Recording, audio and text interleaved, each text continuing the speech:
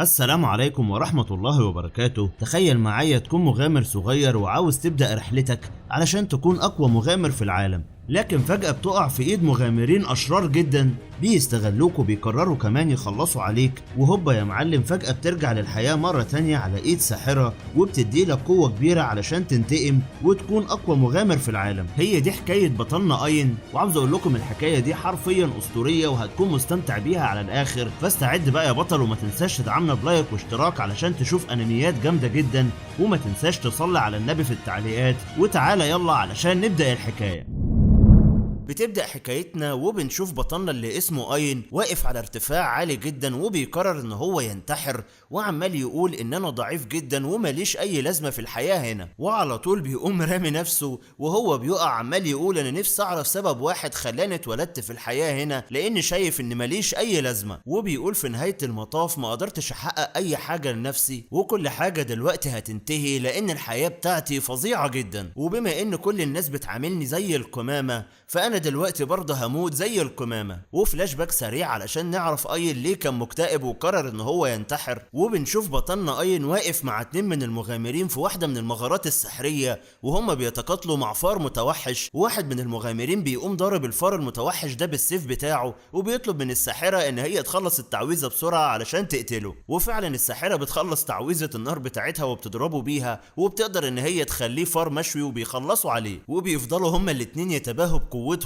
ومين فيهم ليه الفضل في هزيمة الفار المتوحش ده، وبعد كده بينادوا على بطلنا اين وبيقولوا له يلا بقى يا فاشل قوم بالدور بتاعك، وبيكونوا مسميين اين بجامع القمامة علشان بيمتلك مهارة التقييم بس، والمفروض ان هو يقيم الوحوش اللي بيتم قتلها وياخد اهم الاغراض اللي موجودة فيها، وبيكون شايل الاغراض بتاعتهم وبتكون تقيلة جدا عليه فبيقع على الارض، فبيفضلوا يتنمروا عليه كالعادة، وبيقولوا ان هو مش بينتمي للطبقة الرفيعة بتاعتنا وانه من الطبقة بتاعت عامة الشعب الكحيانة، فبيعتذر لهم اين وبيقول لهم ان الشنطة بس كانت تقيلة علشان كده وقعت، وبيروح بعد كده يفحص الفار المتوحش علشان ياخد اهم الاغراض اللي موجودة فيه، وبيبدأ اين يحكي لنا ان اي طفل بيتولد في العالم ده ملك النور وملك الظلام بيمنحوه قوة سحرية، والقوة السحرية دي بتقدر ان هي تحطه في طبقة من ال3 طبقات اللي هنتعرف عليهم دلوقتي، الطبقة الرفيعة العليا وهي طبقة الاغنياء والتجار، والطبقة المتوسطة وهي طبقة المقاتلين والسحرة، والطبقة الأخيرة هي طبقة عامة الشعب،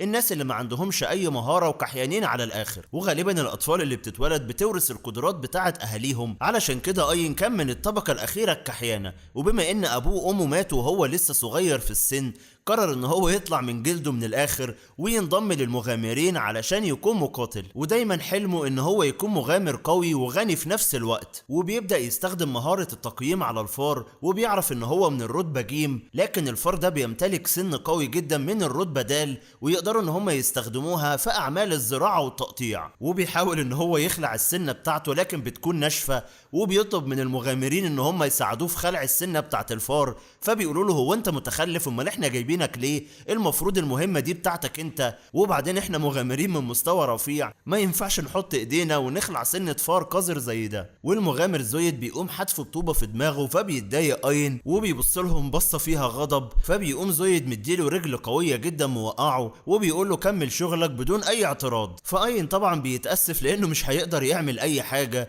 وبيحاول مع نفسه ان هو يخلع سنة الفار وبيحط ايده جوه بقه المعفن وبيفضل يقطع بالسكينة، وطبعا هما بيتفرجوا عليه وقرفانين وبيفضلوا يتنمروا عليه لحد لما بيخلع سنة الفار، وبيقولوا المغامر زويد احمد ربنا ان احنا ضمناك معانا في الفريق لانك انت اصلا مش مغامر وما عندكش اي مهارات واحنا جبناك علشان تساعدنا بس، وبيطلبوا منه ان هو يحط سنة الفار اللي ريحتها وحشة في الشنطة بتاعته لانهم رافضين يحطوها في الشنط بتاعتهم، واين ساعتها بيكون زعلان جدا وبيقول مفيش قدامي اي حل غير ان استحمل المعاملة الزبالة دي علشان اضمن اي وظيفة اكسب منها فلوس تخليني على قيد الحياة، واثناء طريقهم بياخدوا بالهم ان في كلب صيد موجود في المغارة ميت، فبيقولوا حظنا حلو علشان الكلب ده نادر جدا وكمان في اغراض سعرها غالي جدا لو بعناها، وبيطلبوا على طول من اين ان هو يفحص الكلب ده ويجمع المواد بتاعته، فاين بيقول لهم ان في حاجه غريبه جدا هنا لان المعلومات اللي اخدناها من النقابه بتقول ان الكلاب دي ما ينفعش تبقى موجوده في المستوى ده ابدا، فزويد بيقوم ضربه وبيقول له بطل رغي واعمل اللي بطلبه منك، وفعلا بيبدا ان هو يفحص الكلب الميت المتوحش، ولما بيستخدم مهاره التقييم عليه بيطلع كلب من المستوى بيه،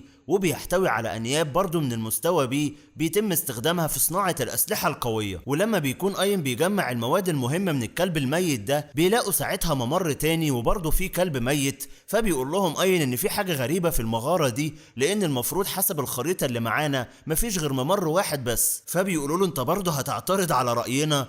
انت المفروض تنفذ المطلوب منك وخلاص، ويلا روح افحص الكلب ده كمان. وبيحاول يقنعهم بالخريطة اللي اخدها من النقابة، فبيقولوا له ممكن الخريطة يكون فيها غلط واسمع الكلام بتاعنا علشان ما تتطردش من الفريق. ولما بيحاول اين يقنعهم اكتر من مرة، ساعتها المغامر زويد بيتعصب عليه وبيقول له اعتبر نفسك مفصول من الفرقة بتاعتنا لانك رفضت تنفذ الاوامر بتاعتي، وحتى الفلوس اللي المفروض تاخدها مش هنديها لك. فبيبدأ اين يفكر وبيقول ان الفريق ده الوحيد اللي قابلني معاه، لان كل فرق النقابة رفضت تضمني ليها، ولو المغامر زويد طردني انا حرفيا مش هلاقي اكل وهقعد في الشارع. وبيضطر يسمع كلامه وبيدخلوا الممر الجديد، واول لما بيدخلوا بيلاقوا عدد كبير جدا من كلاب الصيد ميتة قدامهم، وبيقولوا ان احنا كده طاقة القدر اتفتحت لنا وهيبقى معانا فلوس كتير. وطبعا اين خايف جدا ومرعوب وبيقول لزويد تفتكر مين اللي قتل كل الكلاب دي؟ فبيقول له زويد ان انا مش فارق معايا مين اللي قتلهم، والمهم دلوقتي اننا نجمع كل المواد اللي موجودة فيهم. فبيقول له اين تفتكر لو كان اللي قتل الكلاب دي مغامرين، هل كانوا هيقتلوهم ويمشوا ولا كانوا المفروض ياخدوا كل المواد المهمة اللي موجودة فيها؟ فبيقول له زويد بطل تعترض على كلامي كل شوية ونفذ اللي بقولك عليه. وفجأة هم التلاتة بيتصدموا بعدد كبير جدا من كلاب الصيد ظهر قدامهم، واين بيقول له قابل يا معلم ورينا هتقدر تقتل كل دول ازاي. وبيقول له ان الكلاب دي قتلت نفسها من الجوع علشان ما كانوش لاقيين حاجة ياكلوها. وزويد والساحرة اللي معاه بيبقوا خايفين جدا وبيقولوا احنا الاتنين لو استخدمنا كل قوتنا مستحيل نهزم حتى واحد منهم، وبيحاولوا يدوروا على اي طريقة علشان يخلعوا من الكلاب بسرعة. وطبعا زويد بتجيله فكرة زبالة وعلى طول بيطلب من الساحرة انها تستخدم سحر الشلل على اين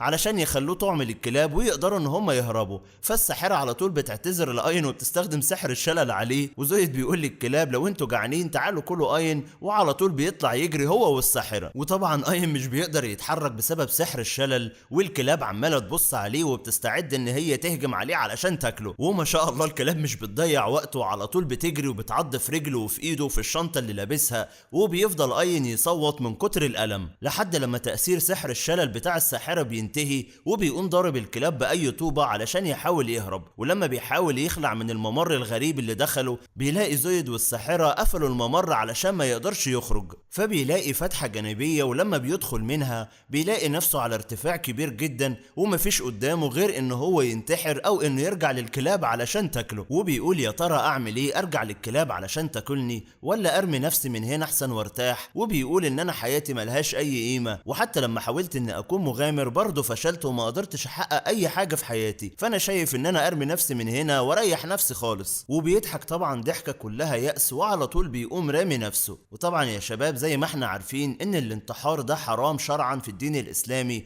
وما ينفعش نفكر في حاجة زي كده ابدا. وبنرجع بعد كده من الفلاش باك بعد لما اين بيقع وبنشوفه موجود في مكان غريب، وفجأة ساحرة بتظهر قدامه وبتفضل تختفي وتظهر لحد لما بتقرب منه وبتقوم ضماه وبيسافي دماغه. وبعدها اين بيفتح عينه بيلاقي نفسه في مكان غريب وقدامه شجرة عملاقة جدا ومش بيكون عارف هو ايه اللي حصل بالظبط، وبيستغرب ان هو لسه على قيد الحياة وان الجروح اللي فيه اختفت تماما. وبيلاقي ان الشجرة العملاقة عمالة تنزل مية، فلما بيقيم المية دي بقدرته بيلاقي ان المية دي عبارة عن المانا اللي بتنزل من شجرة العالم المشهورة. وبنعرف ان في العالم اللي كان عايش فيه اين كانت موجودة شجرة عالم ضخمة جدا وهي اللي بتمد كل الصحراء بطاقة المانا، لكن طلعت اشاعات ان الشجرة دي دبلت واختفت وما بقتش موجودة. لكن بيقولوا ازاي بيتم مد الصحراء بطاقة المانا رغم ان شجرة العالم مش موجودة، واعتبروا ان شجرة العالم موجودة في مكان تاني بس محدش يعرف مكانها. وبيقول اين ان انا ما كنتش متوقع ان شجرة العالم موجودة في واحدة من المغارات السحرية، وبيشكر الشجرة ان هي عالجته من الاصابات بتاعته. وفجأة بيسمع صوت بنت لكن لما بيبص حواليه مش بيلاقي اي حد، وبيقول ان انا حاسس ان مفيش حواليا اي وحوش خالص، وبيقرر ان هو يرجع مرة تانية ويعتمد على نفسه علشان يهرب. وبيحاول طبعا ان هو يشجع نفسه علشان الكلاب ما تظهرش قدامه مرة تانية وتعمل منه شاورما، وبيقوم واخد طوبة من الارض على اساس يعني هي اللي هتحميه لو شاف الكلاب بعد كده.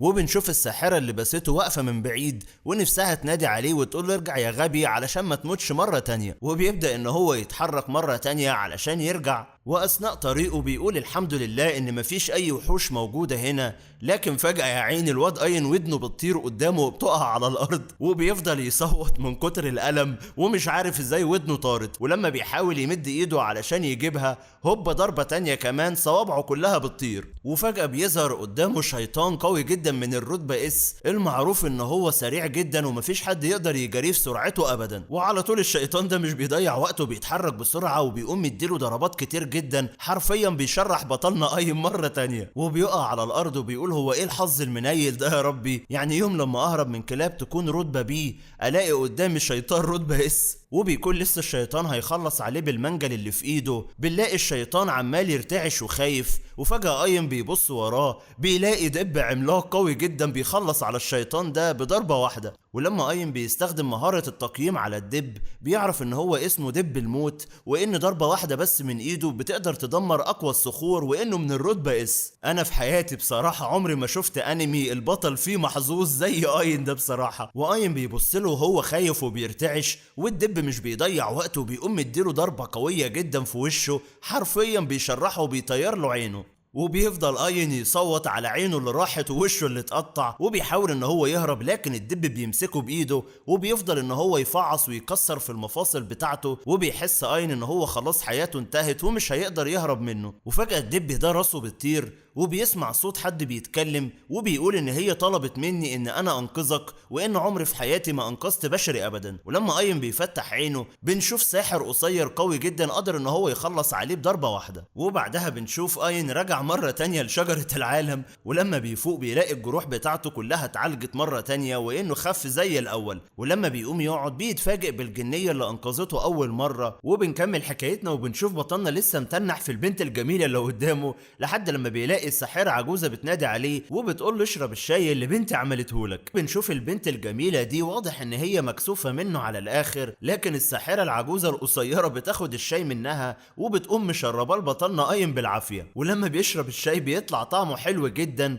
وبيفضل متنح في البنت الجميلة. فبتقول له الساحرة العجوزة لو اي حاجة جت في دماغك شمال عاوز اقول لك ان انا هخلص عليك دلوقتي حالا. وبعدها قايم بيقول لهم انتوا الاتنين اللي انقذتوني ورجعتوني على قيد الحياة مرة تانية. فبتقول له الساحرة العجوزة ان انا ما كنتش عاوز انقذ حد وضيع زيك، لكن بنت يوري هي اللي اصرت اني انقذك. وبتطلب من اين ان هو يشكر بنتها يوري. فيوري بتقول لامها ان انا ما عملتش اي حاجة خالص عشان استحق عليها الشكر. ولما اين بيشكر يوري للمرة التانية بنشوفها وهي مكسوفة جدا، لكن امها بتضربه وبتقول له ما ينفعش تنادي عليها باسمها كده من غير اي لقب. وساعتها اين بيتفاجئ لما بيعرف ان الساحرة العجوزة دي هي امها، فبتقول له تقدر تعتبرني امها، وبتعرفه بنفسها وبيكون اسمها أرسولا، وبتقول له ان انا حارسة شجرة العالم. وبنعرف ان في العالم بتاع اين موجود 9 شجرات عالم، وكل شجرة موجود معاها حارسة علشان تحميها من اي هجمات. وبتقول له أرسولا من ساعة لما يوري وصلت هنا وحطت الجذور بتاعتها وانا موجودة معاها علشان احميها. فبيقول لها ان يوري تعتبر بشرية، فبتقول له انك غلطان لان يوري هي شجرة العالم نفسها، وعلشان ما صعبش عليك الامور لانك بشري غبي ومش هتفهم، فباختصار كده ان يوري هي تعتبر روح شجرة العالم. فبيفضل اين يبص ليوري ويمدح في جمالها، فبتتدخل أرسولا مرة تانية وبتضربه وبتقوله ان احنا ما رجعناش عينك علشان تفضل تعاكس بنتي. فبيقول لها فعلا معاكي حق، لان اخر مرة واجهت فيها دب الموت طير عيني وكمان عمل لي اصابات مميتة. وبيبص لنفسه وبيستغرب ان عينه رجعت سليمة وكل اصاباته اتعالجت. فبتقوله ان احنا عالجناك بقطرات شجرة العالم علشان كده انت رجعت سليم، وبما ان عينك ما قدرناش نرجعها مرة تانية فاستخدمنا جزء من شجرة العالم علشان نعمل لك عين صناعية. يعني من الاخر كده العين بتاعتك تعتبر عين سحرية مصنوعة من شجرة العالم. وبتكون أرسولا متضايقة ان هي عالجته، لكن ما بتقدرش ترفض طلب ليوري ابدا. فاين بيسأل يوري بيقول لها طب انت ليه طلبت ان هي تعالجني؟ فبتقول له يوري علشان انت شكرتني لما عالجتك اول مرة. فبتقول له أرسولا ان اي حد مصاب كان بيجي هنا وبيتم علاجه كان على طول بيحاول ان هو ياخد اجزاء منها وهو ماشي علشان يستفيد منها ويبيعها، لكن انت الوحيد اللي شكرتها من غير ما تأذيها، وده السبب اللي خلاها تطلب مني اني اعالجك. فاين بيشكر يوري للمرة التانية، وساعتها أرسولا بتقول له بطل السهوكة بتاعتك دي واتفضل امشي من هنا. وساعتها يوري بتقول لها طيب لو هو مشى من هنا هيتعرض للموت مرة تانية. فبتقول لها ملناش دعوة بيه. فبتفضل يوري تعيط وتبين ان هي زعلانه وخايفه على اين، وبتطلب من أرسولا انها ما تتخلاش عنه وتعمل اي حاجه علشان تساعده. وبتستغرب أرسولا ان يوري مهتميه بامره قوي كده وعاوزه تساعده باي شكل، وبتلاقيها عماله تعيط، فبتقرر ان هي تساعد اين، وبتقول له اني مستعده اني ادربك علشان اخليك قوي وتقدر تتعامل مع كل الوحوش اللي هتقابلها بعد كده وتهزمها بسهوله. وبتقول لاين ان انت هتتدرب على اقوى حكيمه في العالم، علشان كده عاوزاك تستعد علشان التدريبات هتكون قاسيه جدا. فاين طبعا بيكون مصدوم ومش بيصدق ان هو يقدر يعتمد على نفسه علشان يكون مغامر قوي ويقدر يخرج من المتاهه دي بدون اي مشاكل، وبيتحمس وبيقول لها ان انا مستعد لاي تدريب انت هتعملهولي. وبيخرجوا بعد كده للمتاهه واين بيكون خايف وبيقول لها مستحيل تدخليني معركه دلوقتي من غير لما اتعلم اي حاجه. فبتقول له ان انت لو هتعتمد على الشرح النظري فانت هتخرج من هنا وانت عجوز وعندك 500 سنه. وبتقول له بص قدامك كده، فلما بيبص قدامه بيلاقي الدنيا ضلمه ومش بيكون شايف اي حاجه. فعلى طول أرسولا بتقوم ضرباه وبتقول له يعني احنا بدلنا عينك بقطعه من شجره العالم علشان تقول لي انا مش شايف حاجه؟ فبيقول لها فعلا انا مش شايف اي حاجه قدامي. فبتقول له لانك بتفتقد للادراك وعاوزاك تركز كويس لما تستخدم عينك مره تانية. وفعلا بيبدا ان هو يركز كويس جدا، واول لما بيفتح عينه بيتصدم ان هو شايف كل حاجه بوضوح. فبتقول له أرسولا ان التدريب الحقيقي بدا دلوقتي، وبتقوم حادفه طوبه على نفس الشيطان اللي هاجم اين قبل كده، وبيبدا الشيطان ان هو يتحرك حواليهم بسرعه كبيره جدا. وأرسولا بتقول له يلا بقى يا بطل، عاوزاك تتفادى الهجمات بتاعته كلها وكمان تهزمه. فبيقول لها هو انت مجنونه؟ هو انا هعمل الحاجات دي كلها ازاي؟ فبتقول له مش انت بتمتلك مهاره التقييم؟ فبيقول لها ان مهاره التقييم اخرها ان هي تجمع معلومات بس. فبتقول له لا انت غلطان، لان مهاره التقييم بالعين السحريه الجديده مختلفه عن عينك العاديه. ولما الشيطان بيهجم عليه بيقرر ان هو يستخدم مهاره التقييم علشان يعرف ايه التغيير، وبيعرف ان العفريت بيستعد ان هو يهجم عليه دلوقتي علشان يقطع ودنه اليمين. فبيفرح جدا ان هو قدر يتوقع الحركه بتاعته، لكن العفريت فعلا بيقوم هاجم عليه ومطير ودانه. فبيفضل يتألم وبيقع على الارض زي الغبي. فبتضطر أرسولا ان هي تعالجه بقطرات من شجرة المية وبترجع له ودنه سليمة مرة تانية. وبتقول له ان قطرات شجرة العالم اديتها لي يوري علشان استخدمها في علاجك لو حصل لك اي حاجة. وبتقول له ركز كويس علشان ما تخلصش قطرات المية دي على الفاضي. وبعدها بتلغي الحاجز اللي هي عملته، وبيبدأ اين يقيم العفريت مرة تانية، وبيعرف ان هو بيستعد علشان يهجم على رجله الشمال. وبيقول ان انا لازم احدد الوقت المظبوط علشان اقدر اتفادى الهجوم بتاعه. وبيقول لازم افكر بقدرات تفوق البشر بكتير. وبيعيد تقييم العفريت مرة تانية، وبيعرف فعلا ان هو هيهجم عليه بعد 5 ثواني. وبيبدأ ان هو يعد لحد 5، وفعلا بينجح ان هو يتفادى الهجمة بتاعته. وبيفرح ان هو اول مرة يتفادى هجوم من وحش من الرتبة اس، لكن الوحش على طول بيظهر وراه وبيقوم مديله ضربة في ظهره. فبتقول له أرسولا علشان انت ارخيت الدفاع بتاعك وكنت فرحان انك تفاديت اول هجمة. فاين بيقول فعلا معاها حق ولازم اركز كويس. وفعلا العفريت كل لما بيهجم عليه بينجح اين ان هو يتفادى الهجمات بتاعته كلها. وبعد لما بيتفادى اكتر من هجمه برضه بيتغر، فعلى طول العفريت بيقوم ضربه. فبتقول له أرسولا ان الالم هو اكبر معلم ليك، وبتبدا ان هي تعالجه مره تانية. وبتقول له يلا بقى الاختبار التاني هو انك تهزمه. فبيقول لها ههزمه ازاي وانا ما عنديش اي قدرات هجوميه خالص؟ فبتقول له بطل غباء، ولازم برضه تعتمد على عينك السحريه علشان تدور على اي طريقه تهزمه بيها. وبعدها بتطلع سيف خشبي وبتقول له استخدم السيف ده في هزيمة العفريت. وبتقول له ان السيف ده مصنوع من شجرة العالم، وان يوري هي اللي عملت السيف ده علشان انت تستخدمه. وبتقول له انها اتحملت الألم اثناء تقطيع غصون الشجر علشان تعمل لك السيف القوي ده، فيا ريت ما تغزلهاش وتتعلم وتكون مغامر قوي. فبياخد السيف من أرسولا وبيشكر يوري على السيف ده، وبيستعد فعلا ان هو يهزم العفريت. وبيقيم العفريت بعد كده وبيعرف ان هو هيهجم على رجله اليمين بعد 3 ثواني. وبيقول كل اللي المفروض اعمله هو ان استنى لما ال3 ثواني يخلصوا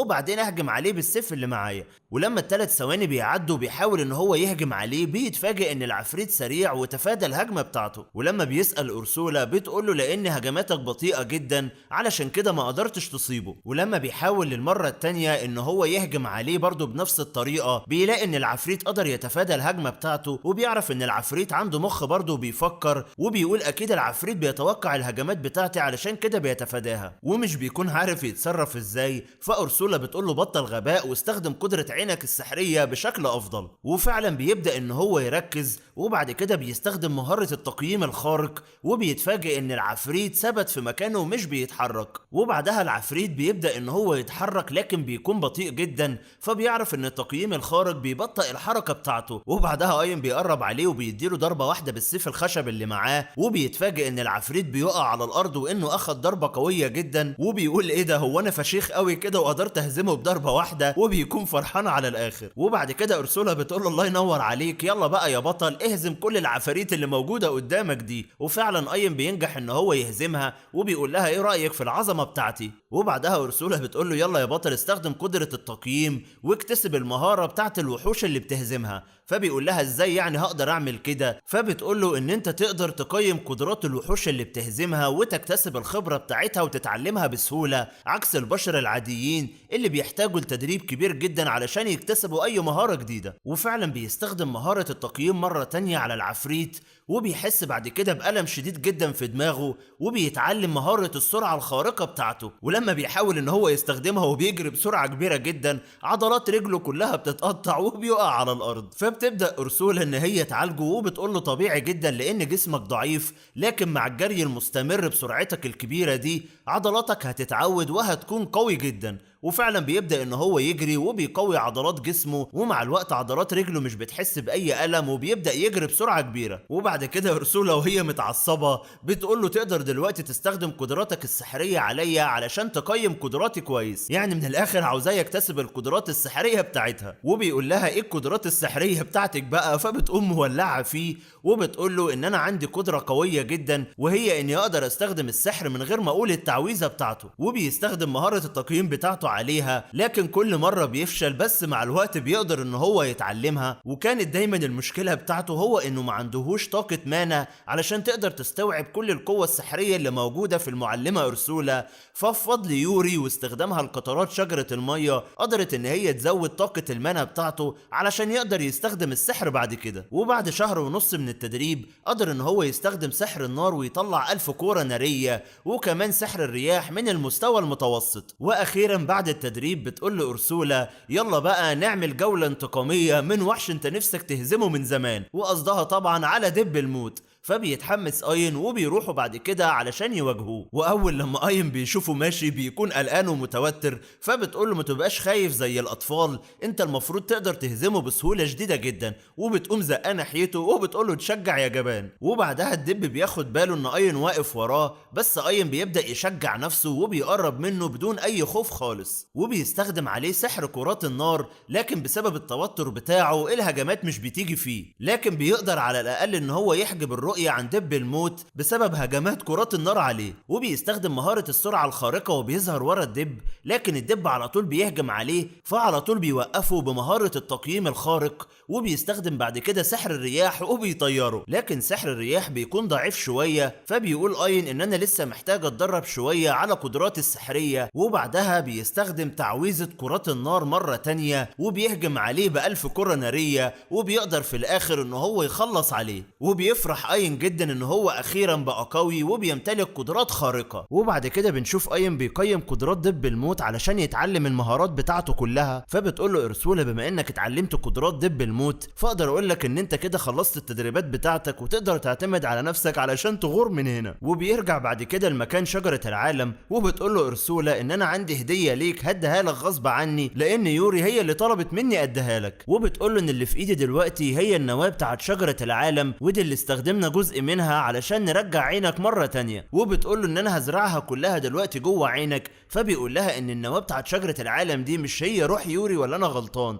فبتقول له اننا هنسلفها لك مش هنديها لك مدى الحياة. وبتقول له ان انا زرعت جواك تعويذة علشان لو مت بعد كده ترجع هنا مرة تانية. وبيغمض عينه اين بعد كده، وبتبدأ أرسولا ان هي تزرع النواة كلها جوه عينه. وبيقول لها ان انا مش حاسس بفرق كبير بعد لما زرعتيها جوه عيني. فبتقول له مع الوقت هتعرف قيمتها وهتيجي تشكرني بعد كده. وهو بعد كده اين بيدور على يوري مش بيلاقيها، وبيتفاجئ بعد كده ان هي خرجت من عينه. وبتقول له يوري الفترة الجاية انا هكون موجودة جوه عينك على طول، وبتبدا ارسولا تقول له ان نواة روح شجره العالم بعد لما زرعناها في عينك اصبحت عينك دلوقتي هي شجره العالم الجديده، وبكده يوري هتفضل موجوده جوه عينك على طول. وبتقول له يوري ان انا دلوقتي اقدر اعالجك بقطرات الميه بتاعت شجره العالم في اي وقت انت تتصاب فيه. وبتقول له ارسولا انك المفروض دلوقتي تكون مبسوط علشان يوري هتفضل موجوده معاك على طول. فاين بيقول لارسولا يعني انت مش زعلانه ان يوري هتكون معايا على طول بعد كده؟ فبتقوم ضربها وبتقول له غصب عني واني ما اقدرش ارفض اي طلب ليوري. وبتقول له ان يوري طول عمرها ما عندهاش اصدقاء او اي حد قريب منها من ساعه لما عرفتها. وبتقول له ان انت الوحيد اللي انا اقدر اتمنك عليها لانك قلبك ابيض وطيب وغلبان وملكش في اي حاجه. وبيشكرها اين على الثقه الكبيره دي، وبيقول لها ان انا هحميها بكل ما اوتيت من قوه. وبتقول له ان انا هديك هديه كده قبل ما تمشي، وبتعمل تعويذه على ايده بتكون عباره عن مخزن لا نهائي يقدر يحط فيه اي حاجه هو عاوزها. وبتديله بعد كده سيف قوي جدا اسمه سيف الروح، وبتقول له خبيه جوه بقى لانك هتحتاجه بعد كده. ومن كتر ما هي متعصبه منه بتقوم راشقه السيف ده في عينيه، فبتبدا يوري انها تعالجه. وبعد كده ارسولا بتخليه يبلع غصب عنه حجر اسمه حجر الفلاسفه، فبيحس احساس غريب في عينه اليمين وبيقول لها انت عملت ايه؟ فبتقول له ان انا ربطت عينك اليمين بوعي علشان اقدر اتواصل معاك بعد كده في اي وقت، واقدر اراقبك واشوف كل حاجه انت بتعملها عن بعد، يعني من الاخر كده علشان ما تحاولش تستفرد بيوري وتعمل معاها اي حاجه شمال. وبعدها اين بيقول كل اللي فاضل دلوقتي ان انا اخرج من المتاهه دي، وبيقول ليوري استعدي بقى علشان نخرج من هنا ومش عاوزك تخافي ابدا طول ما انت معايا. وبتقول له يوري اتمنى لما اخرج من هنا اشوف اخواتي وعيلتي. فبيقول لها هو انت تعرفي حد غير ارسولا؟ فبتقول له ايوه انا ليا اخوات لكن معرفش عنهم اي حاجه. فبتبدا ارسولا تشرح له وبتقول له ان شجره العالم كانت واحده بس، لكن لما النواه بتاعتها اتقسمت ل9 اجزاء كل جزء منها دخل في مغارة سحرية معينة. فبيعرف اين ان هو المفروض يلف كل المغارات السحرية اللي موجودة في العالم علشان يقدر يوصل لعيلة يوري. وبيوعدها اين ان هو هيلف العالم كله لحد لما يوصل لكل اخوات يوري ويخليها تقابلهم. ولما بيرجع للمتاهة مرة تانية علشان يخرج بيلاقي قدامه طريقين ومش بيكون عارف يمشي في انه اتجاه. فبيسمع صوت من ارسولا بتقول له خد الطريق الشمال، وبترسم له طريق على الارض علشان يقدر يوصل للمكان الصحيح ويخرج. وبتقول له خد بالك لان في تعبان سام ضخم جدا جايلك في الطريق علشان يقتلك، ولو خسرت منه انا هخلص عليك واقتلك بنفسي. وبيفرح اين ان ارسولا بتقدر تتواصل معاه وكمان بترشده علشان ياخد باله، وبيطلع السيف اللي كان شايله وعلى طول بيخلص على التعبان ده وبيقضي عليه. وبيكون مبسوط ان هو بيقدر يقتل الوحوش اللي من الرتبه اس بكل سهوله. وبيقيم قدرات التعبان علشان يتعلم المهارات بتاعته، وبيكتسب مهاره اسمها مهاره السم، والمهاره دي بتخليه يدوب اي حاجه عن طريق السم لما تلمسه. لكن المره دي لما بيتعلم مهارات التعبان مش بيحس بألم في راسه زي كل مره. فبتظهر يوري وبتقوله ان انت مش هتحس باي ألم بعد كده علشان انا بعالجك. وبيوصل بعد كده اي لباب ضخم جدا،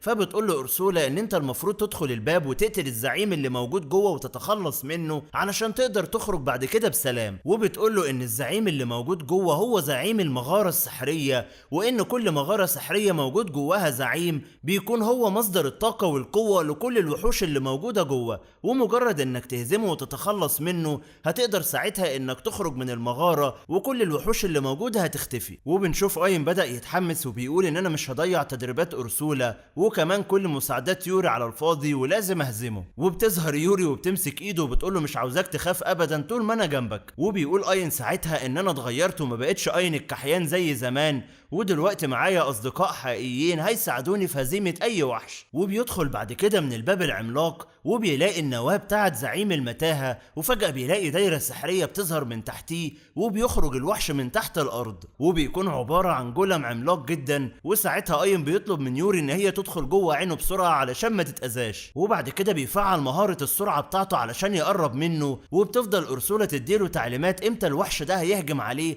علشان يتفادى كل الهجمات بتاعته، وبفضل سرعته بيقدر اين يتفادى كل الهجمات بتاعت الجولم العملاق. وبعدها بيستعد الوحش ان هو يهجم على اين، فبيبدأ ان هو يثبت نفسه في الارض وبيفعل سحر السم، وبيستعد ان هو يستقبل الضربة بتاعته. واول لما الوحش بيديله بوكس قوي بنشوف اين بيعاني من قوة الضربة، لكن يوري على طول بتستخدم قطرات شجرة العالم وبتعالجه علشان يستحمل قوة الضربة. وبفضل مهارة السم اللي اتعلمها من التعبان اللي قتله بيقدر ان هو يسيح ايد الجولم لما هجمت عليه، فبيتعصب الجولم وبيهجم عليه بايده التانية، لكن اين بيقدر بيجري بسرعة وبيتفادى كل الضربات بتاعته، وبيحس اين ان هزيمة الجولم العملاق ده هتكون صعبة، فبتقول له أرسولا ما تبقاش غبي، وانا سمحت لك انك تستخدم التعويذة المطلقة بتاعتي. وبتقول له لو استخدمت التعويذة اللانهائية بتاعتي هتقدر تقضي عليه من ضربة واحدة، ولو اتعرضت لاي اصابة ما تخافش يوري معاك وهتعالجك. وبيستعد اين ان هو يطلق التعويذة النهائية اللي علمتها له أرسولا، وبنشوفه بيطلع كورة سحرية قوية جدا بتظهر فوق الجولم،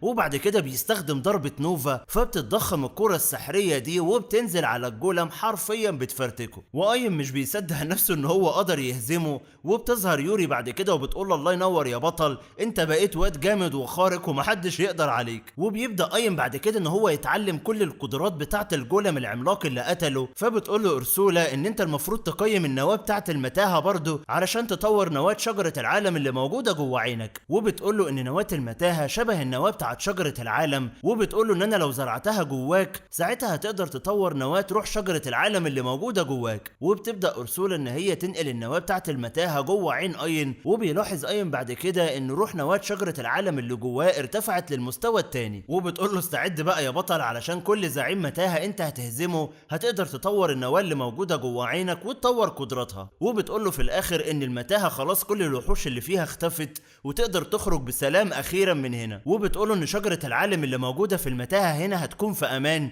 لان محدش هيقدر يدخل المتاهه دي مره تانية. وساعتها أرسولا بتقول له ان انا دلوقتي ماليش اي دور هنا، بما ان شجره العالم اللي موجوده في امان دلوقتي فانا هاجي معاكم ومش هسيبكم. وبيخرجوا هما الثلاثه من المتاهه اخيرا، وبيتنقل بينا المشهد وبنروح للمغامر زويد وهو عمال يحكي لاصدقائه المغامرين عن العذاب اللي شافه جوه المتاهه، وبيقول لهم ان انا شفت كلاب الحمم موجوده جوه، ولو حاولتم تروحوا المتاهه دي مره تانية يبقى بتحكموا على نفسكم بالموت، لان اللي انا شفته هناك كان مرعب جدا. وبيبدا يحور عليهم وبيقول لهم ان اين ضحى بنفسه علشان احنا نعيش. فواحد بيقول له انت قصدك على اين الواد الكحيان؟ فبيقول له اوعى حد يقول عليه كحيان بعد كده، علشان ده دلوقتي يعتبر بطل وانه ضحى بحياته علشاننا، فمن هنا ورايح لازم نحترمه ونمجد اسمه بعد كده. وبيفضل يمثل ان هو بيعيط علشان زعلان عليه، لكن من جواه هو فرحان طبعا علشان اتخلص منه. بس فجأة زويد بيسمع صوت اي من وراه وبيقول له ان انا لسه على قيد الحياة وما متش. فبيتفاجئ زويد ومش بيصدق نفسه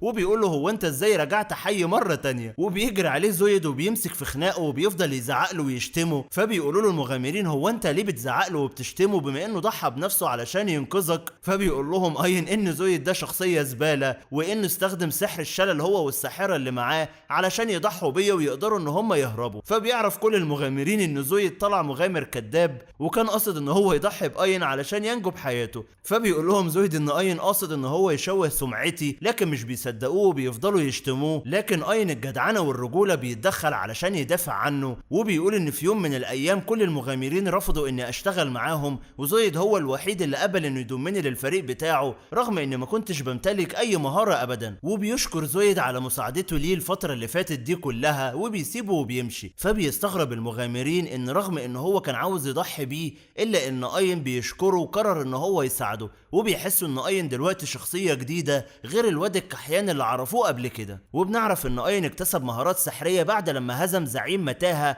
كانت موجودة قرب العاصمة. وبيسأل أرسولا بيقول لها هو احنا ليه ما لقيناش شجرة العالم في المتاهة اللي احنا دخلناها؟ فبتقول له ان مش شرط كل متاهة يكون موجود فيها شجرة العالم، لان العدد بتاعهم 9 بس ولازم نلف متاهات كتير جدا علشان نقدر نوصل ليهم. فاين بيقول ليوري مش عاوزك تزعلي لاننا هنواجه صعوبة كبيرة جدا علشان نوصل لعيلتك واخواتك. وفجأة اثناء طريقهم بيسمعوا صوت سويت بنت، فبتقول لهم أرسولا ان في عربية قدام وحوش بتهجم عليها، فبيطلعوا يجروا بسرعة واين بيستخدم قدراته السحرية وبيخلص على الوحوش. وبتبدأ يوري أرسولا ان هم يعالجوا المصابين، واين بيتعلم كل المهارات بتاعت الوحوش اللي هو قتلها. وبيروح اين يطمن على البنت اللي كانت بتصوت، بس البنت حرفيا لما بتشوف اين بتحس ان هو الواد الكيوت فتى احلامها، وبتكون مبسوطة جدا ان هو جه علشان ينقذها. وبتطلع تجري عليه وبتحضنه زي العبيطة وبتقول له انت بطلي اللي كنت بحلم بيه من زمان. فاين بيكون محرج جدا وبيكلم الواد اللي معاها وبيقول له لو الهبلة دي تبقى اختك يا ريت تتدخل بسرعة وتخليها تخليها تبعد عني.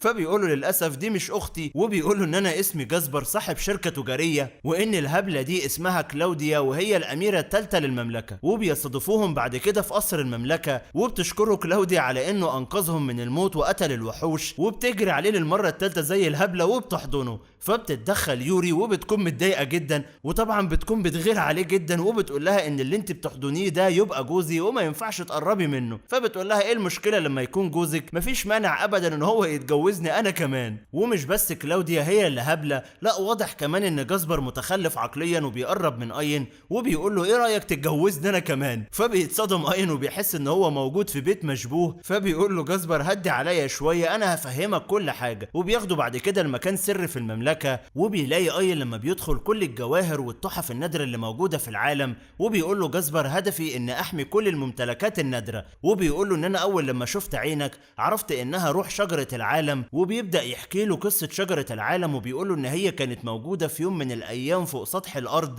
علشان تختم ملك الشياطين، لكن شجره العالم استنفذت كل القوه والطاقه بتاعتها، وساعتها اتقسمت واختفت جوه المغارات السحريه. وبيعرف اين ان ملك الشياطين اسمه ميكتوران، وانه السبب في انهيار شجره العالم واختفائها. وبيقول له جاسبر ان انا كنت بدور على نواه روح شجره العالم من زمان، ولما شفت عينك الجميله خطفتني من اول نظره. وبنشوف ارسولا بتسحب اين وبتقول له ايه رايك توافق على عرض الجواز بتاعه، لانه واضح ان عنده معلومات كتير جدا عن اشجار العالم وهيقدر يفيدنا في المستقبل. ولو قبلت عرض الجواز بتاعه ساعتها هناخد كل المعلومات عن اماكن وجود اشجار العالم، وتقدر يوري ان هي تقابل العيله بتاعتها. فبيرجع له اين مره تانية وبيقول له بقول لك ايه يا شاذ انت، انا من الاخر كده اخري ابقى صاحبك، ما ينفعش نتجوز، موافق ولا لا؟ فبيقول له طبعا موافق، المهم انك تكون جنبي وانا مستعد انك تقعد معانا هنا في القصر وكل حاجه تحت امرك يا باشا. وبيفرح اين ان جاسبر عنده معلومات كتير جدا عن اشجار العالم وهيقدر يساعده. وبنكمل حكايتنا وبنشوف اين ويوري ارسولا وصلوا قدام واحده من المغارات السحريه اللي قال لهم عليها جاسبر، وبيتمنى اين ان هو يلاقي واحده من اخوات يوري موجوده جوه المتاهه دي علشان يوري تكون مبسوطه. وبيطمن اين يوري وبيقول لها ان انا هبذل كل مجهودي علشان احقق وعد ليكي واخليكي تقابلي اخواتك كلهم. ولما اين بيدخل المتاهه بيلاقي في الاخر حيطه سد ومش بيكون عارف يروح فين. فبتقول له ارسولا ان الحيطه مدموج فيها دايره سحريه، ومجرد انك تحط ايدك عليها هتتنقل فعلا للبوابه الحقيقيه. وفعلا اين اول لما بيلمس الحيطه على طول بتختفي،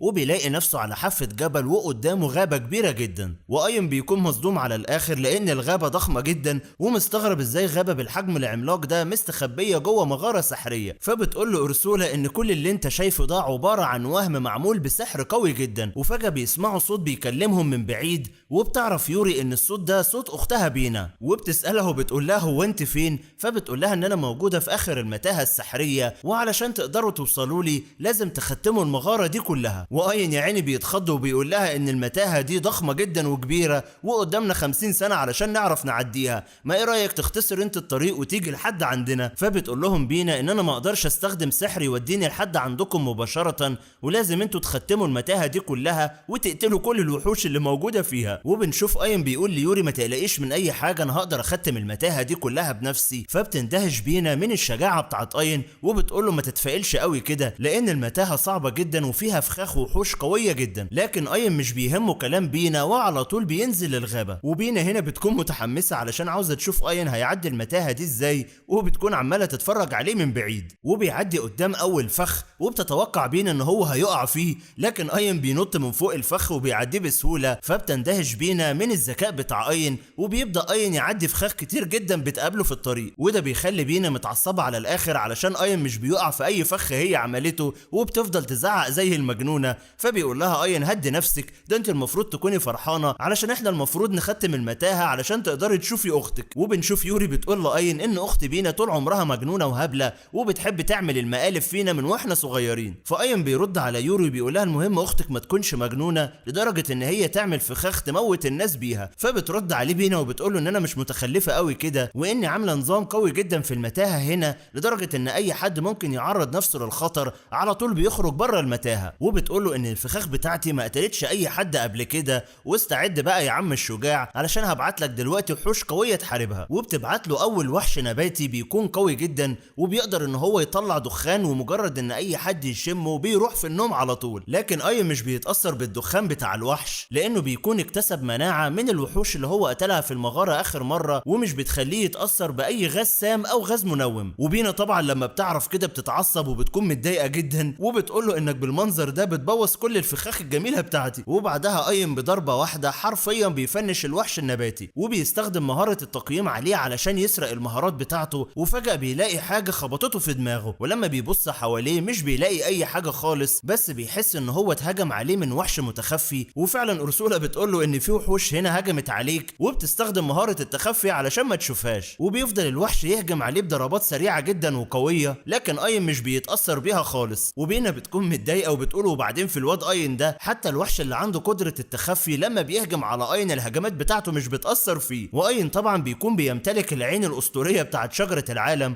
وبيقدر بعد كده يحدد مكان الوحش اللي عمال يهجم عليه بسرعة، وعلى طول بيستخدم مهارة الجاذبية وبيخلص عليه. وبتتصدم بينا ان كل الفخاخ اللي عملتها لحد دلوقتي قدر اين ان هو يعديها بسهولة، لكن بعد كده بتفضل تضحك عليه وبتقول له كل الفخاخ اللي عدت دي كوم، واللي جاي ده يا معلم كوم تاني خالص. وبتقوم بعتله 2 من الوحوش الأقوياء، لكن في ثواني قليلة جدا وبضربة واحدة قدر اين ان هو يخلص عليهم بسهولة. فبتبدأ بينا ان هي تستسلم، وبتقول اين مستحيل يكون بشري لان انا بعتله وحوش قوية جدا، ورغم كده خلص عليهم هما الاتنين بضربة واحدة. وبنرجع للمغامر زويد اللي حرفيا بيكون كاره حياته بعد لما سمعته ضاعت بسبب اين. ولما بيرجع على النقابة كل المغامرين حرفيا مش طايقينه، وبيقابل صديقته جولين، ولما بيحكي لها على اللي حصل بتحاول ان هي تنكر انها تعرف اي حاجة عن اللي حصلت لاين، وبتفضل تعيط على اساس ان هي بريئة وملهاش اي دخل باللي حصل لاين، وانها حاولت تساعد اين وقتها، لكن زويد هو اللي اجبرها انهم يسيبوا اين ويمشوا. ودي اخرة اللي يثق في واحدة ست يا صاحبي، علشان تعرف ان هم كلهم واطيين وبياعين.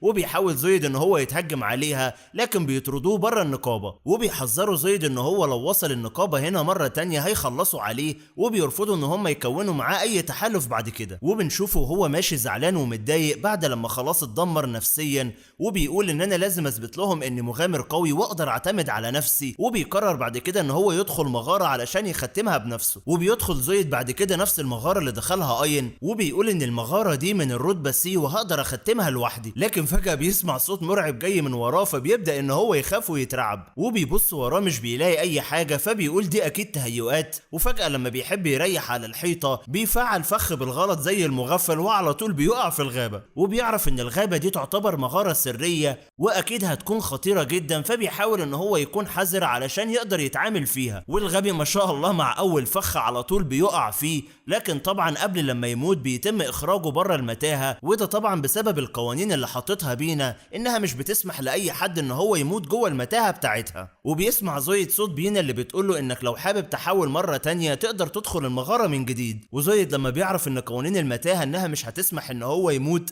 بيقرر ان هو يدخل فيها مرة تانية، وبيقول ان لازم احاول اكتر من مرة علشان اقدر اختم المتاهة واثبت لكل المغامرين اني مغامر قوي واقدر اعتمد على نفسي. ولما بيرجع متاهة الغابة مرة تانية ما شاء الله بيتعثر في كل الفخاخ اللي موجودة فيها. واثناء طريقه بعد كده بيقابل سحلية من الرتبة اس ضخمة جدا، وعلى طول السحلية بتقوم ضرباه ومطيراه وبتعمل له اصابة خطيرة. وطبعا بينا بتكون بتتفرج عليه وبتقول له ان انا مش عاوزاك تموت، ولو حابب ان انت تخرج من هنا قول لي علشان اخرجك. لكن زويد بيصمم ان هو يفضل موجود جوه، وبتيجي السحلية وبتقوم دايسة على دراعه ومكسرة خالص، وبيفضل زويد يتألم لحد لما بيقرر يعلن استسلامه علشان ينسحب. لكن فجأة اين بيظهر قدامه وبضربة واحدة حرفيا بيخلص على السحلية. وزويد طبعا بيكون مصدوم ان مغامر قدر ان هو يقضي على السحلية القوية دي بضربة واحدة، وطبعا ما يعرفش ان المغامر ده هو اين. وبعدها اين بيروح لزويد وبيقول له هو انت بتعمل ايه في المتاهة هنا؟ وبيكون ده نفس السؤال اللي زويد بيسأله له برضه. فبيقول له اين ان انا موجود هنا في المتاهة دي علشان اختمها بنفسي واقضي على الوحوش اللي فيها. وبعد كده بيعالج دراع زويد وبيستخدم عليه سحر قوي علشان يخليه ينام وبيخرجه بره المتاهة. وبيوصل اين بعد كده للباب العملاق بتاع زعيم المتاهة، وبتقول له ساعتها بينا انك لازم تهزم الزعيم علشان تقدر توصل لي بعد كده. لكن اين بيكون متردد وبيقول ان انا لو هزمت زعيم المتاهة ساعتها المتاهة هتتقفل ومش هنقدر نوصل لبينا. لكن أرسولا بتقول له طالما انت محافظ على الحجر السحري بتاع روح المتاهة مش هتقفل ولا حاجة. وبيدخل اين بعد كده من الباب العملاق وبيفضل يبص حواليه مش بيلاقي زعيم المتاهة موجود،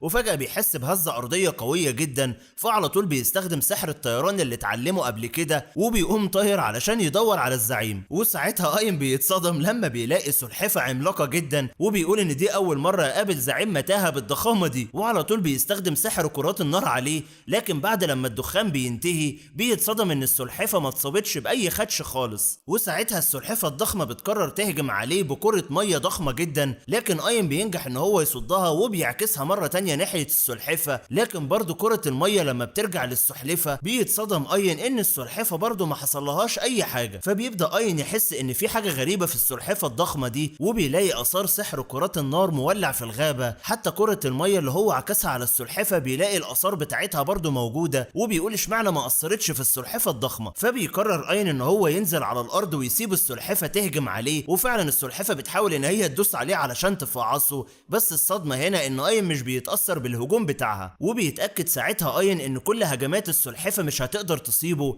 لان السلحفة العملاقة اللي هو شايفها قدامه عبارة عن وهم. وبيستخدم اي مهارة سحرية ضد سحر الوهم، وفعلا بنلاقي السلحفة العملاقة دي اتسخطت وبقت سلحفة صغيرة. وبينا بتكون مبسوطة ان اين قدر يكتشف مهارة سحر الوهم، ولما اين بيقيم مهارة السلحفة بيتصدم ان السلحفة مش بتمتلك اي مهارات خالص. وبنشوف بينا وهي متضايقة جدا ومتغاظة ان اين قدر يعدي كل الفخاخ بتاعتها، وبتقرر اخيرا ان هي تعلن استسلامها، وبتفتح لهم الباب اللي موجودة فيه الغرفة بتاعتها، وبتدخل ساعتها يوري وبتحضن اختها بينا، وبتكون مبسوطة ان هي شافتها، وبتعتذر لها بينا عن الفخاخ اللي هي كانت عاملاها لهم، وبتقول لها ان انا حبيت ان اللقاء بتاعنا بعد مدة كبيرة ما يكونش بالساهل قوي كده. وبينا لما بتبص لاين بتكون متضايقة منه علشان قدر يعدي كل الفخاخ بتاعتها بكل سهولة، فبتقول لها يوري اهدي شوية وبلاش تضايقي منه، لان اين شخص طيب جدا وانه عمل كل ده علشاني علشان اقدر اشوفك. وبتطلب منهم بينا ان هي تنضم للفريق بتاعهم، وبتقول لاين ان انا هديلك جوهر الروح بتاعي لو وافقت اني انضم ليك. وبيكون اين عمال يفكر والسلحفة الصغيرة موجودة على كتفه، لكن فجأة السلحفة اللي على كتفه بتنزل على الارض، وبيتصدموا كلهم لما بيلاقوها اتحولت لبنت، وبتبدأ تعرف بنفسها وبيكون اسمها كروشيما، واحدة من الحراس المقدسين الأقوياء جدا. وبتقرب من أرسولا علشان ترحب بيها، وأرسولا هنا بتكون متوترة لأن رتبة كروشيما عالية جدا ما بين كل الحراس، وأين هنا بيتصدم إن دي أول مرة أرسولا تعامل حد باحترام قوي كده، وبيرحب بيها أين بعد كده، وبيطلب من كروشيما إن هي توافق على انضمام بينا للفريق بتاعهم. فبتوافق كروشيما بس بشرط واحد بس، وهي إنها كمان تيجي معاهم. وبتقرر كروشيما إن هي تديله حجر الفلاسفة، وبتقوله ده نفس الحجر اللي اديتهولك أرسولا قبل كده علشان أقدر أكون موجودة معاك في اي مكان تروحه. وبتيجي أرسولا بعد كده ومعاها حجر روح المتاهة، وبتزرعه جوه عين اين علشان ترفع من مستواها. وبنشوف اين عمال يبص على يوري وهي بتضحك ومبسوطة علشان اخيرا قابلت واحدة من اخواتها بعد فترة كبيرة جدا. وبنرجع لزويد بعد لما بيكون خرج من المتاهة، واول لما بيصحى بيفتكر كل الحاجات الوحشة اللي عملها في اين، وبيقول رغم ان كنت بعامله معاملة قاسية جدا، لكن في كل مرة بيثبت لي ان هو واد جدع وشهم ورجولة، ودايما بيدافع عني في اي موقف صعب. وطبعا بطلنا اين بينضم ليه 2 من البنات في الفريق بتاعه من جديد، وكلهم ما شاء الله بيمتلكوا قدرات وقوة خارقة كبيرة جدا، ومحدش فيهم بيأثر معاه في اي حاجة. وعن نفسي انا مش عارف لما يخلص الانمي اين هيكون جمع كام بنت حواليه. وبنكمل حكايتنا وبنشوف جاسبر راح مع اين لنقابة المغامرين علشان يخلي اين يبيع الادوات السحرية اللي هو حصل عليها جوه المتاهة السحرية، وساعتها جاسبر يقدر يشتريها من النقابة بسعر كويس. وبيقول لاين ان النقابة هنا هتقدر تفرق ما بين الادوات السحرية المضروبة والاصلية، وكل اللي موجودين في النقابة عمالين يبصوا على جاسبر لانه شخصية مشهورة جدا ومعروف ان هو تاجر غني وبيشتري كل الادوات السحرية النادرة. وبتيجي موظفة النقابة وبترحب بجاسبر وبتقول له ثانية واحدة هنادي على رئيس النقابة، فبيقول لها مفيش اي داعي انا جاي هنا مرافق للبطل اين. وبيقول لها اين بعد كده ان انا جاي علشان ابيع كل الادوات اللي حصلت عليها في المتاهة السحرية، وجاسبر بيقول لها اول لما هو يبيعها لكم انا مستعد ان اشتريها. فبتطلب الموظفة من اين الترخيص بتاعه، وبتتصدم ان هو رتبة كحيانة على الاخر، وكمان وظيفته ان هو مقيم. وبتقول لجاسبر ان الواد الكحيان اللي معاك ده بيضحك عليك، ومستحيل حد بيمتلك وظيفة المقيم يقدر يهزم وحوش. وكل المغامرين في النقابة بيفضلوا يتنمروا عليه، واين ساعتها بيبقى محرج على الاخر ومش عارف يرد. فجاسبر بيقول لاين مش عاوزك تزعل ووريهم الحقيقة دلوقتي. فبيفتح اين صندوق الادوات السحر بتاعه وبيخرج كمية الوحوش الضخمة اللي هو هو قتلها في المتاهه. وطبعا كل المغامرين والموظفه بيتصدموا لما بيلاقوا ان الوحوش اللي قتلها اين وحوش من مستوى مرتفع وقويه جدا ونادره. لكن برضو المغامرين مش بيقتنعوا وبيحسوا ان اين سرق الوحوش دي من المغامرين الاقوياء علشان يبيعها لحسابه. واين بيقول انا كنت عارف ان ده هيحصل، علشان كده ما كنتش حابب اجي النقابه علشان ما تهزقش تاني. لحد لما بتوصل رئيسه النقابه اللي بيكون اسمها ميجان وبتقول لهم ما ينفعش تحكموا على حد من مظهره الخارجي. وبتقرب من اين وبتعرف ان هو بيمتلك عين سحريه قويه جدا، وبيعرف اين انها رئيسه النقابه اللي هو موجود فيها دلوقتي. وبنشوف الموظفه بعد لما بتقيم الوحوش بتعرف ان هي فعلا حقيقيه ومش مضروبه وانها غاليه جدا ونادره. وبيقول لها جاسبر انا عارف كده من الاول، وعاوز اقول لك ان اين بيمتلك قوه سحريه يقدر يهزم وحوش اقوى من كده بكتير جدا. ورئيسه النقابه ميجان بتزعق للموظفه وبتقرر انها تعاقبها بعد كده. وبتبص لاين وبتقول مش معنى ان الواحد اتولد بقدرات ضعيفه يبقى لازم يستسلم للواقع بتاعه، وانه يقدر يغير من نفسه ويكون الاقوى. وبيشكرها اين على الدعم النفسي اللي هي قدمته له. فبتضحك ميجان وبتمسكه من هدومه وبتقول له اتمنى ان واحد قوي جدا زيك كده ينضم للنقابه بتاعتنا. وبتطلب موظفه النقابه من اين وجاسبر بعد كده ان هم يستنوا في صاله الاستقبال لحد لما تقيم الوحوش دي وتعرف سعرها كام. فجاسبر بيصدم الموظفه وبيقول لها بس هو لسه ما ادكيش كل الاغراض لان في دماس سري اين كمان ختمه ولسه ما طلعش الاغراض بتاعته لحد دلوقتي. فالمغامرين بيطلعوا يجروا على اين وبيقولوا له هو انت مين ياض انت وجايب القوه دي كلها منين وازاي قدرت لوحدك انك تختم متاهه سريه؟ فبيخاف وبيطلع يجري منهم. وبعد كده بالليل بنشوفه نزل حمام مغربي علشان يروق على نفسه ويستجم شويه، وبيكون مبسوط ان اخيرا المغامرين بداوا يحبوه ويفخموا فيه. وفجاه اين بيتصدم ان يوري وبينا موجودين جنبه في الحمام وبيقول لهم هو انتوا بتعملوا ايه هنا؟ المفروض ان الحمام ده رجالي. فبتقول له ان احنا عباره عن ارواح ومش هيفرق اذا كان ده حمام رجالي ولا نسائي. وبتقول له بينا ان قوانين البشر مش بتنطبق علينا ونقدر ندخل اي مكان احنا عاوزينه. وبتقول له بينا لو انت مكسوف تقدر تخرج وتسيبنا احنا نستجم لوحدنا. وفجاه بتظهر اورسولا وبتقول له هو انت بتعمل ايه مع بنتي في الحمام لوحدكم؟ وبتكون متعصبه على الاخر. فبينا بتبدا تحور على اورسولا وبتقول لها ان اين كان بيتحرش ببنتك، فبتتعصب اورسولا على الاخر وبتقرر ان هي تخلص عليه. لكن يوري بتتدخل وبتقول لها ان بينا بتضحك عليكي، بس اورسولا برضو مش بتقتنع وبتعمل دايره سحريه قويه جدا علشان تقتل اين على طول. فبتطلب يوري من اين ان هو يهرب علشان اورسولا حاليا متعصبه على الاخر. وبيخرج اين من الحمام المغربي وبيقابل كروشيما اللي بتكون مبسوطه ان بينا انضمت لاين وبتقول ان ده كان قرار كويس جدا. وبيسالها اين وبيقول لها زي ما يوري بنت اورسولا تعتبر بينا بنتك بالظبط. فبتقول له كروشيما ان الحراس بيعتبروا ان ارواح شجره العالم ولادهم علشان كده لازم بيكونوا جنبهم على طول وبيحموهم. فبيقول لها اين معنى كده ان لسه في 6 اخوات ليوري بالحراس بتوعهم. فبتقول له لا هم 7 مش 6. فبيقول لها ان انا سمعت ان الشجره الاولى دبلت واختفت من وقت طويل. فبتقول له فعلا هي دبلت لكن ما اتدمرتش والنواه لسه موجوده لحد دلوقتي. وبتقول له ان الاخت السابعه هي والحارس بتاعها موجودين في واحده من المتاهات السريه بس للاسف احنا مش عارفين مكانها لحد دلوقتي. وبتبص لاين وبتقول له هو انت خلاص يأست واستسلمت ولا ايه؟ فبيقول لها لا طبعا انا ما يأستش ومتحمس جدا ان انا الاقي كل اخوات يوري علشان اسعدها. وتاني يوم اين بيروح لجاسبر علشان يكملوا الرحله بتاعتهم وبيلاقي رئيسه النقابه ميجان موجوده معاه وبيقول له ان رئيسه النقابه عاوزه منك مهمه علشان تعملها لها. فبيقول هي ما طلبتش ليه من اي مغامر في النقابه انه يعمل المهمه دي. فبتقول له ميجان ان انت الوحيد اللي هتقدر تعمل المهمه دي بنفسك. وبتساله بعد كده وبتقول له تعرف بهيموس؟ فبيقول لها مين بهيموس ده؟ انا معرفوش. فبتقول له ان بهيموس ده تنين قديم جدا وقوي واللي صنع بهيموس ده هو ملك الشياطين قبل ما يتم ختمه. وجاسبر بيقول له بعد كده ان دايما التنين ده بيظهر للتجار اثناء الرحلات بتاعتهم وبيخربها وبيقتلهم كلهم. وبتقول له ميجان ان انا عينتك انك تقتل التنين بهيموس ده بنفسك. وبتقول له ان التنين ده رتبته اس. فبيقول له جاسبر انا عارف ان المهمه دي ممكن تكلفك حياتك لكن انت الوحيد اللي تقدر تعملها. فبيوافق اين ان هو يقبل المهمه وميجان وجاسبر بيكونوا مبسوطين من الشجاعه الكبيره اللي موجوده جواه. وبيطلع على الصحراء علشان يقابل التنين بهيموس وبتكون اورسولا حددت المكان اللي هو موجود فيه وبتبدا تديله تعليمات وبتقوله ان هو تنين ارضي وبيقدر انه يمتص كل التعويذات ويحولها لطاقه سحريه ليه وبيقدر يحول الهواء العادي لمقذوفات قويه جدا تقدر تخترق الفضاء. فبيقول لها خلاص عقدتي امي من قبل ما اشوفه وبيفكر في الطريقه اللي هيقدر يتعامل معاه بيها علشان يهزمه. وبيقول بما انه بيقدر يصد كل الهجمات السحريه فمعنى كده ان لازم استخدم السيف اللي معايا علشان اهزمه بيه. وبيوصل للمكان اللي هو موجود فيه وبيستخدم ضربه نوفا علشان يخرجه من تحت الارض، وفعلا بيعمل حفرة كبيرة جدا. وبنشوف التنين بهيموس بيبدأ يخرج وهو متعصب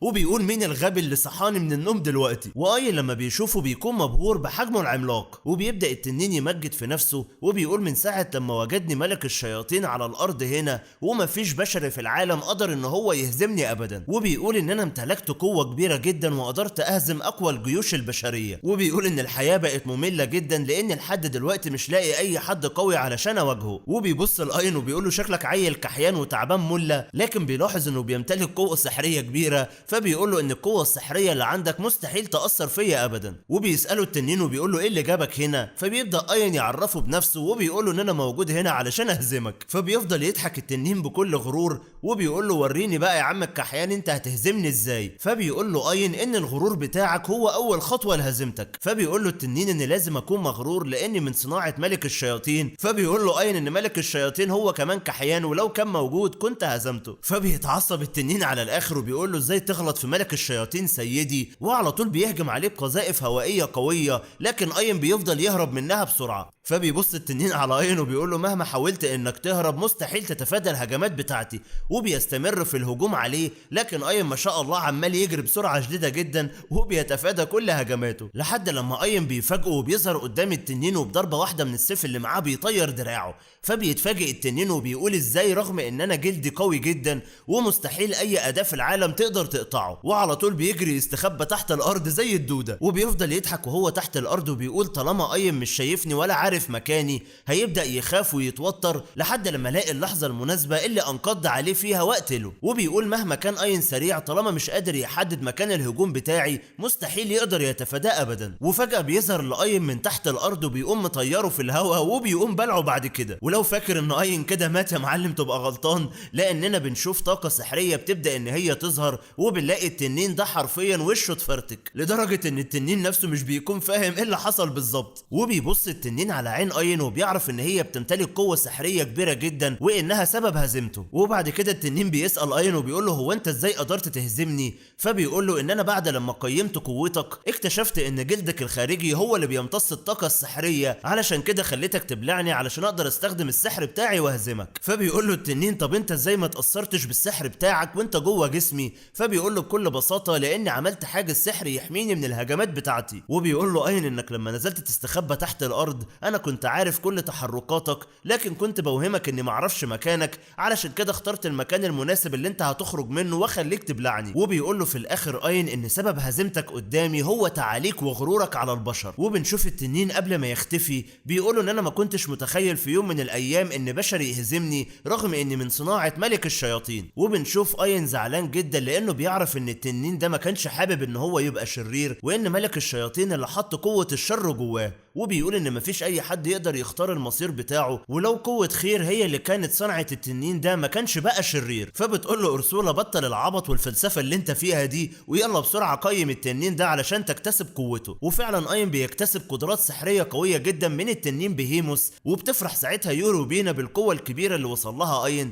لكن اين بيقول لهم ان القوة اللي انا فيها دي بفضلكم انتم. وبيروح بعد كده اين للقصر الملكي وبيقابل كلاوديا مرة تانية اللي بتكون مبسوطة ان هي شافته، وبتقول له سبب دعوتنا ليك النهارده هو ان ابويا عاوز يشوفك. وبتقول له بما ان زوجتك المستقبليه فلازم تقابل بابا وترحب بيه. وفعلا بيدخل الملك على اين اللي مش بيكون مصدق نفسه ان الملك واقف قدامه وبيفضل يرحب بيه زي العبيط. فبيقول له الملك هدي نفسك يا حبيبي ومفيش داعي للتوتر. وبنشوف كلاوديا بتقعد جنب اين وبتحضنه، فيوري هي كمان بتغير وبتلزق فيه وبيفضلوا يتخانقوا عليه هما الاثنين. والملك باين عليه ان هو عبيط لانه برضه بيرحب باين وبيقول له اهلا بيك يا زوج بنت المستقبلي. وبيقول لاين سبب استدعائي ليك هما سببين، السبب الاول ان رئيسة النقابة ميجان قالت لي انك هزمت التنين بهيموس وقدرت تحمي التجارة بتاعتنا اللي كانت خربانة بقالها فترة بسببه، والسبب التاني هو انك حميت بنتي لما تعرضت للخطر قبل كده. وبنشوف كلاوديا بتقول لابوها ايه رايك يا بابا في فتى احلامي الشاب الوسيم النبيل الجدع اللي كل المواصفات الحلوة موجودة فيه واي بنت تتمناه. فعلى طول الملك بيوطي لاين وبيشكره للمرة التانية، فبيقول له مفيش اي داعي لشكري، وبيقول له ان كل كل اللي حصل ده مش بفضلي انا وبفضل القوه الكبيره اللي اخدتها من يوري. واحلى حاجه بتعجبني في اين بصراحه ان هو مش ناكر للجميل، وبيقول له الملك ان انت في المستقبل هيكون لك شأن عظيم جدا، وبيقرر ان هو يكافئه وبيديله ساعه عليها شعار المملكه، وبيقول ان الشعار ده يقدر يدخلك اي مكان انت عاوز تدخله بما اني انا الملك صاحب البلاد دي كلها. فبيفرح اين بالهديه دي جدا، وبيقول بما اني بدور على اخوات يوري فاكيد الساعه دي هتمكنني اني ادخل اماكن معرفش ادخلها. وبنشوف زويد اثناء طريقه بيسمع كل المغامرين في الشارع بيتكلموا عن عظمه اين وعن القوه الكبيره اللي بيمتلكها دلوقتي، وكمان قدر ان هو يهزم التنين بهيموس. فبيكون متضايق جدا وزعلان، وبيقول اين الكحيان اللي كان خدام ليا دلوقتي بقى احسن مني بكتير، وكل المغامرين بيتكلموا عليه وحرفيا بيحقد عليه من كل قلبه. لكن فجأة بيلاقي حد بيقول له تحب كل ده يتغير وترجع انت اقوى منه زي الاول. وبنشوف ساحرة اسمها ايكيديا بتبدأ ان هي تعرفه على نفسها. وتاني يوم يوري بتصحى من النوم وبتلاقي اختها بينا لسه واخده دش سخن حالا، فبتقول لها تعالي يا بت يا مجنونه علشان اسرح لك. وبتسالها يوري عن اين وبتقول لها هو ليه لسه نايم لحد دلوقتي؟ فبينا بتقول لها كفايه قلق عليه وسيب الواد ينام ويرتاح شويه. وبتقول لها بينا ايه رايك يكون لك لازمه وتروحي تطبخي له حاجه علشان ياكلها ويتقوت بيها؟ فبتقول لها فكره حلوه، يلا بينا على السوق علشان نشتري الاغراض اللي احنا عاوزينها. وبنرجع لزويد اللي بيقابل الروح الشريره اللي بتقول له ان انا ممكن اساعدك علشان تنتقم من اين اللي انت بتكرهه ومش بتطيقه. فبيقول لها زويد هو انت مين بالظبط؟ فبتقول له ان انا واحده من ارواح شجره العالم واقدر اديلك القوه اللي تخليك تقدر تهزم بيها اين. وبنروح لاين بعد كده وهو نايم وبيشوف في الحلم ان هو موجود في مكان فاضي، وبيفتكر كل الذكريات بتاعته مع زويد لما كان عمال يهزق فيه. وساعتها اين مش بيكون قابل نفسه خالص بالحاله الضعيفه دي، وبيقول هو انا ازاي كنت ساكت على نفسي كل المده اللي فاتت دي وزويد عمال يهزق فيا. وبيلاقي بعد كده كلاب الجحيم اللي كانت عماله تاكل في الجثه بتاعته لما هجمت عليه وهو ضعيف. وبيقول ان انا لو ما كنتش قابلت يوري وما كانتش ادتني القوه بتاعتها كان زماني دلوقتي ميت زي ما انا شايف نفسي دلوقتي. وفجاه النسخه الضعيفه بتبدا ان هي تكلمه وتاثر عليه، وبتقول له ان انت فعلا قمامه وملكش اي 30 لازمه، ورغم القوه اللي انت حصلت عليها من يوري وارسولا هتفضل برضه اين الضعيف الجبان. فبيصحى اين وهو مفجوع وخايف ومش بيكون عارف هو فين. فبتقول له ارسولا واضح انك تقلت في الاكل قبل ما تنام علشان كده نسيت كل حاجه. ولما بيسالها عن يوري بتقول له ان هي راحت السوق بس مش عاوزاك تقلق، ولو اتعرضت لاي خطر هنكون عندها في ثانيه واحده بس. وبيقول لارسولا ان انا دلوقتي كان زماني موجود في كلاب الجحيم اللي كانت عماله تاكل فيا، ولولا قوتك وقوه يوري ما كنتش وصلت للي انا فيه ده دلوقتي. وبيقول لها ان انا زي ما قال عليا زويد هفضل جامع للقمامه طول حياتي.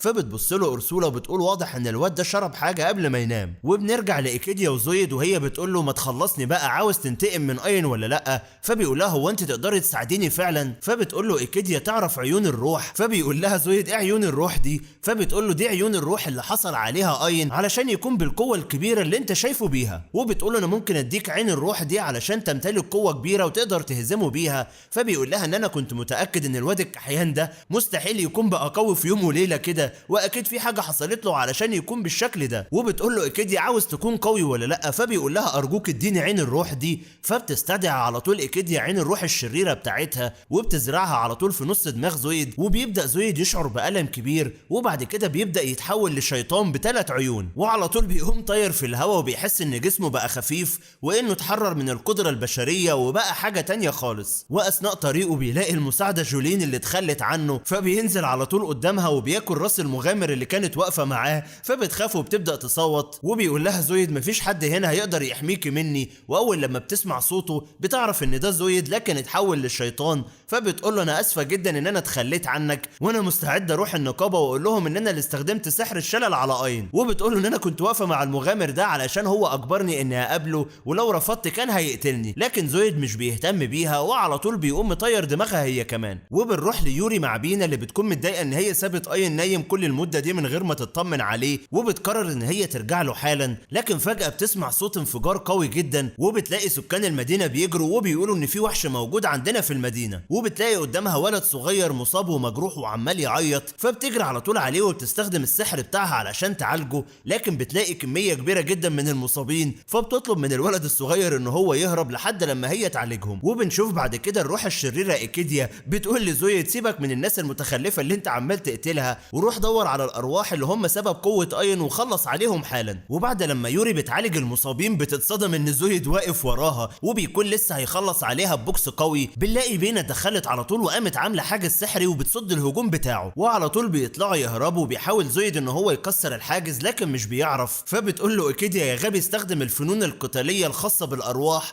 وهتقدر تدمر الحاجز ده بسهوله. وفعلا بيستخدم التقنيه الخاصه بتاعه الروح الشريره وبيقدر يكسر الحاجز بضربه واحده، وبيطير بسرعه وبيقف قدام بينا مره تانيه، فبتعمل الحاجز مره تانيه علشان تصد هجومه لكن ببوكس واحد بيكسره وبيقوم مطيرها. وساعتها يوري بتتدخل قدام زويد وبتطلب من اختها ان هي تهرب، لكن زويد بيقوم ماسكها وبيفضل يفعص فيها علشان يموتها، وبيكون لسه هيفنشها. بيوصل اين وبيقطع صوابعه وبينقذ يوري، وبتفضل يوري تعيط وبتقول انا كنت عارفه انكم هتيجوا في الوقت المناسب وتلحقوني. وبنشوف بعد كده اين بيحاول ان هو يقيم قوته علشان يعرف قدراته، بيتصدم ان مفيش اي معلومات عنه. فبتقول له هنا أرسولا انه قوته ملعونه وهو بيستخدم تقنيه سريه علشان يحجب المعلومات بتاعته. وبيطلع زويد يهجم عليه لكن اين بضربه بالسيف اللي معاه بيقوم مطيره، لكن زويد مش بيهمه وبيهجم عليه مره تانيه. وبيفضل اين يصد هجماته، ولما بيحاول ان هو يعمل حاجز سحر علشان يبعده عنه بيقدر زويد ان هو يكسر الحاجز وبيصيب اين في دراعه. وبيستغرب اين ان هو قدر يكسر الحاجز بكل سهوله، وايكيديا واقفه من بعيد ومبسوطه ان الفنون السحريه بتاعتها قدرت ان هي توقف قوه الارواح بتاعت اين. وبيفضل زويد يضحك على اين وبيقول له هو ده اخرك يعني. فبيعرف اين ان اللي بيكلمه ده هو زويد، فبيقول له انت ازاي اتحولت لشيطان كده؟ فبيقول له زويد ان انا حصلت على بركه الارواح زيك علشان كده بقيت قوي جدا. وبيقوم مدي اين بوكس قوي جدا مطيره، وبعدها بيحاول يديله الفينش الاخير علشان يقتله،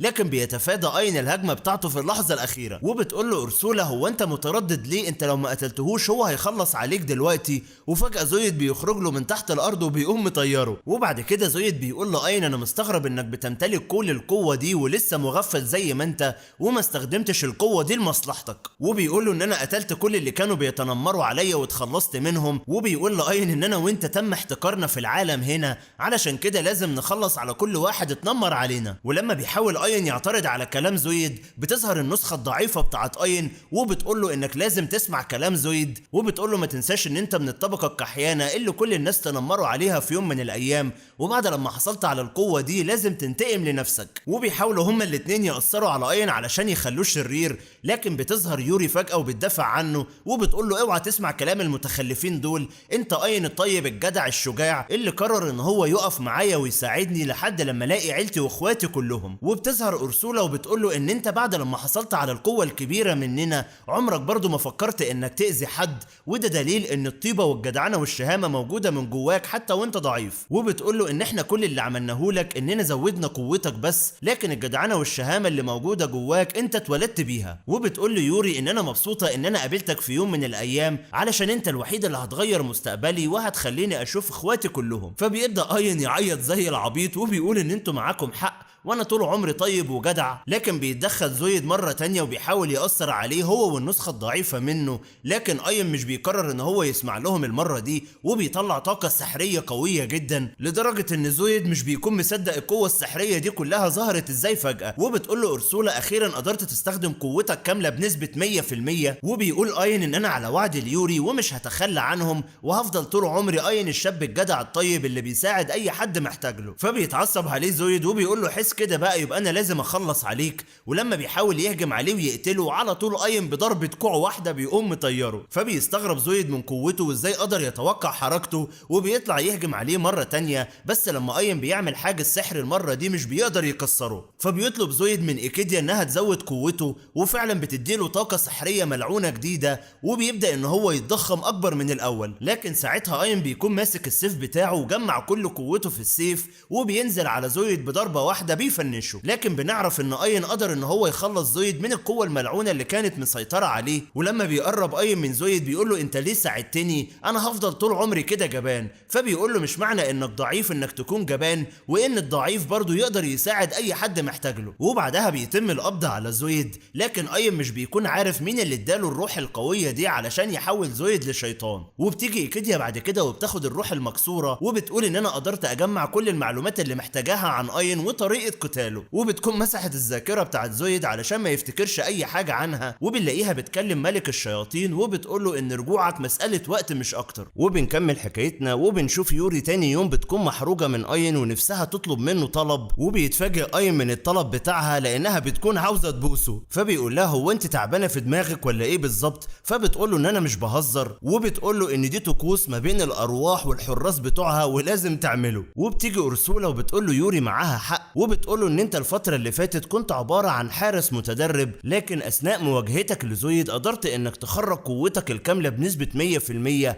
علشان كده تعتبر انت دلوقتي الحارس بتاعها. فبيقول ايه ما بيديهاش بقى وبيقوم علشان يبوسها، لكن بيكون محرج جدا، وبيقول اكيد يبقى انا لازم ابوسها في ايديها زي ما الامير بيبوس ايد الاميرة لما بينقذها في الافلام اللي احنا بنشوفها. وبيتفاجئ اين بيوري وكيروشيما واقفين قدامه وبيقولوا له يا بختك يا معلم هتبوس يوري لوحدك، وشكلك كده بتحبها ومش بتحبنا خالص. فبيقول لهم اين ان دي طقوس ولازم اعملها، ومستحيل اقرب من يوري طول ما انتوا واقفين قدامي. فأرسولا هنا بتطلب منهم ان هم يسيبوهم لوحدهم لحد لما يخلص الطقوس بتاعته، ولما بيقرب من يوري وهو مكسوف بيتكعبل وعلى طول بيقوم بيسها في دماغها. فيوري بتكون مبسوطة جدا وفرحانة ان الميثاق اتفعل، ودلوقتي اين بقى هو الحارس الاساسي بتاعها. وبعد كده بنشوف الروح الشريرة ايكيديا وصلت لعالم الشياطين، وقابلت طائر غريب جدا بيرحب بيها اول لما بيشوفها، وبيكون الطائر ده اسمه فالكو، وبيسأل ايكيديا وبيقول لها هو انت ايه اللي جابك عندي؟ فبتقول له ان انا عندي طلب من ملك الشياطين انك تروح تقتل البشري اين. فبيقول لها ايه الطلب السخيف اللي بتطلبيه ده؟ انت عاوزاني اروح اقتل واحد بشري حقير ضعيف جدا؟ فبتقول له ان البشر الحقير ده هو اللي قتل التنين بهيموس. فبيقول لها ان التنين بهيموس ما يعتبرش في قوتي، ولو هنقارن قوة التنين بهيموس بالشياطين هيبقى زي الحشرة. فايكيديا بتقول له ان انا عجباني قوي الثقة الكبيرة اللي موجودة جواك، وبتبدأ ان هي تضحك عليه علشان تقنعه ان هو يروح يقتل اين، وبتقول له ان ملك الشياطين واثق فيك وعارف انك هتنفذ الطلب بتاعه. وفعلا الطائر فالكون الغبي بيوافق على الطلب بتاعها، وبيفتح بوابة البشر وبيطير بسرعة وبيروح ناحية اين، وبيقول ان انا بمتلك سرعة كبيرة جدا ومستحيل حد يقدر يتفوق عليا في السرعة. وبيوصل قدام اين وبيبدأ يعرفه بنفسه، وبيقول له ان انا اسمي فالكون من اقوى 5 شياطين موجودين في العالم، وبيقول له ان انا جاي هنا علشان اخلص عليك. لكن اين بيقول له بطل زعيق زي الاغبياء لان في ناس هنا نايمة ومش عاوزين نزعجهم. فبيتضايق فالكون من كلامه وبيقرر يهجم عليه علشان يقتله،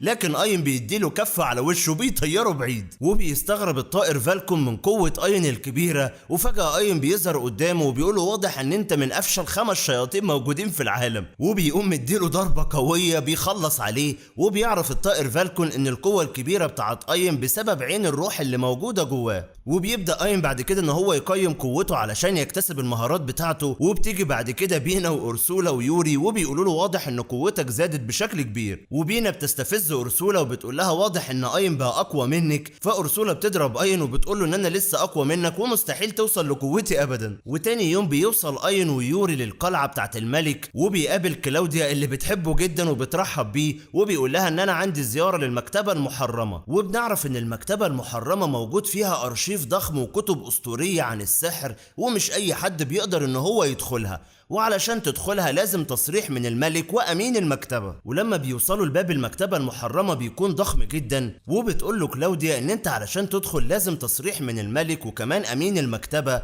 وبما انك معاك الختم بتاع الملك فانت كده فاضل لك التصريح بتاع امين المكتبة. فبيقول لها طب انا ازاي هجيب التصريح بتاع امين المكتبة؟ فبتقول له اول لما تدخل هتعرف كل حاجة. وفعلا بيفتح الباب وبيدخل، ولما بينادي على يوري علشان تدخل معاه بتتصدم يوري ان في حاجز غريب جدا بيمنعها ان هي تدخل، وبيتصدم اين ويوري من الحاجز الشفاف اللي منع يوري ان هي تعدي. حتى أرسولا لما بتوصل بتتصدم من قوة الحاجز السحري، وبتقول ان هو بيمنع اي حد غير البشر. وبيقول اين ان انا لازم اكون حذر جدا، خصوصا بعد لما الحاجز ده منع يوري وأرسولا ان هم يدخلوا معايا. وبيبدأ يطمن يوري وبيقول لها ما تقلقيش انا هدخل المكتبة والدنيا هتكون تمام ومش عاوزك تقلقي عليا. وبيقول لها بما اني وعدتك اني اساعدك تلاقي اخواتك كلهم فلازم اعتمد على نفس المرة دي. وبيوصل بعد كده اين للمكتبة المحرمة وبيتصدم من حجمها الكبير جدا وعدد الكتب الكبير اللي موجود جواها. وفجأة اين بيحس ان في حاجة بتقع من فوقيه وبيتصدم ان في بنت بتقع من فوق، فبيجري بسرعة وبيلحقها في اللحظة الأخيرة قبل ما تقع وبيطمن عليها ان هي كويسة. وكالعادة البنت اول لما بتبص لاين بتكون معجبة بيه وبتحبه. ودي بنت جديدة يا معلم انضمت للفريق بتاع اين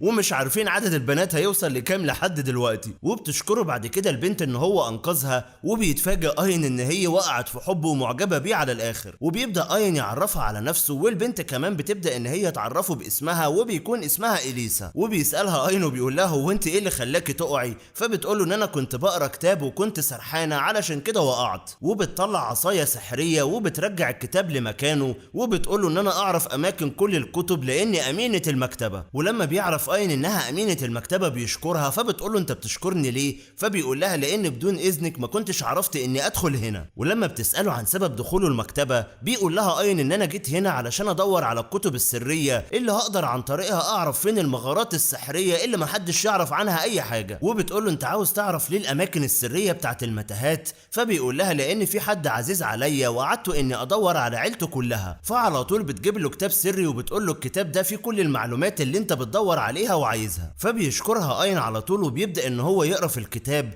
لكن بتصدمه اليسا وبتقول له اخبار يوري ايه؟ فبيقول لها هو انت ازاي عرفتي اسمها؟ فبتقول له ان نواة الروح اللي موجوده في عينك دي تخص يوري اختي. وبتقول له ان انا كمان روح شجره عالم. وبنلاقي اين ختم متاهه سريه وبيقول ان المتاهه دي كانت موجوده في الكتاب بس ما لقيتش فيها اي حاجه خالص. فبتقول له يوري مستحيل اليسا اختي تدي لك كتاب بالغلط. فاين بيقرر ان هو يرجع مره تانية علشان يسالها عن الكتاب اللي هو اخده منها، وبيعتذر ليوري ان هو ما قدرش يخليها تشوف اليسا اختها. وبيقول لهم استنوني هنا وانا هحاول احل الموضوع ده في اسرع وقت. في الوقت ده بنشوف اليسا بتستخدم القدرة السحرية بتاعتها وعمالة تراقبهم من بعيد. وبتيجي الحارسة بتاعتها وبتقول لها هو انت ليه ما اديتيش اين الكتاب السري اللي فيه المغارة بتاعتنا؟ وبتقول لها هو انت مش عاوزة تشوفي اخواتك ولا ايه؟ فبتقول لها اليسا ان العالم الخارجي بيخوفني جدا واني مش بمتلك اي قوة كبيرة زي باقي اخواتي، علشان كده انا بكتفي بالمراقبة بقدرة عين الالف ميل السرية بتاعتي. وبتكمل اليسا كلامها وبتقول لها ان في بشر كتير جدا في العالم الخارجي وانا بكره البشر جدا، وان البشر هم السبب الاساسي في قتل اختي الكبيره ايكيديا. لكن الحارسه بتقول لها ان اين اول لما شفته عرفت ان هو شخص طيب وانه مختلف عن كل البشر اللي انت بتكرهيهم. وبنرجع فلاش باك لما اين بيعرف ان اليسا روح شجره عالم زي يوري بالظبط. وساعتها بتيجي الحارسه بتاعت اليسا وبتقول لها مش تقولي لي ان في ضيوف على الاقل كنا رحبنا بيهم وقدمنا لهم شاي. وبيعرف اين لما بيشوفها ان هي الحارسه بتاعت اليسا وبتعرفه بنفسها وبيكون اسمها اكاهاني. وبيرحب بيها اين فبتشكره اكاهاني على المعامله الطيبه بتاعته مع اليسا. وبتقول له ان من زمن كبير جدا ما شفتش اليسا مبسوطه لما شافت حد جديد. فاين بيقول لاليسا يلا بينا نخرج علشان اخواتك موجودين بره. فبتقول له اكاهاني ما ينفعش نخرج لان المكان اللي انت فيه ده مش موجود في قلعه الملك زي ما انت متخيل، وان في باب سري هو اللي بيفصل قلعه الملك عن المكتبه المحرمه. وبتقول له اكاهاني ان البوابه السريه دي مش بتسمح لاي حد ان هو يعدي من خلالها، وكمان عليها تعويذة سحرية قوية جدا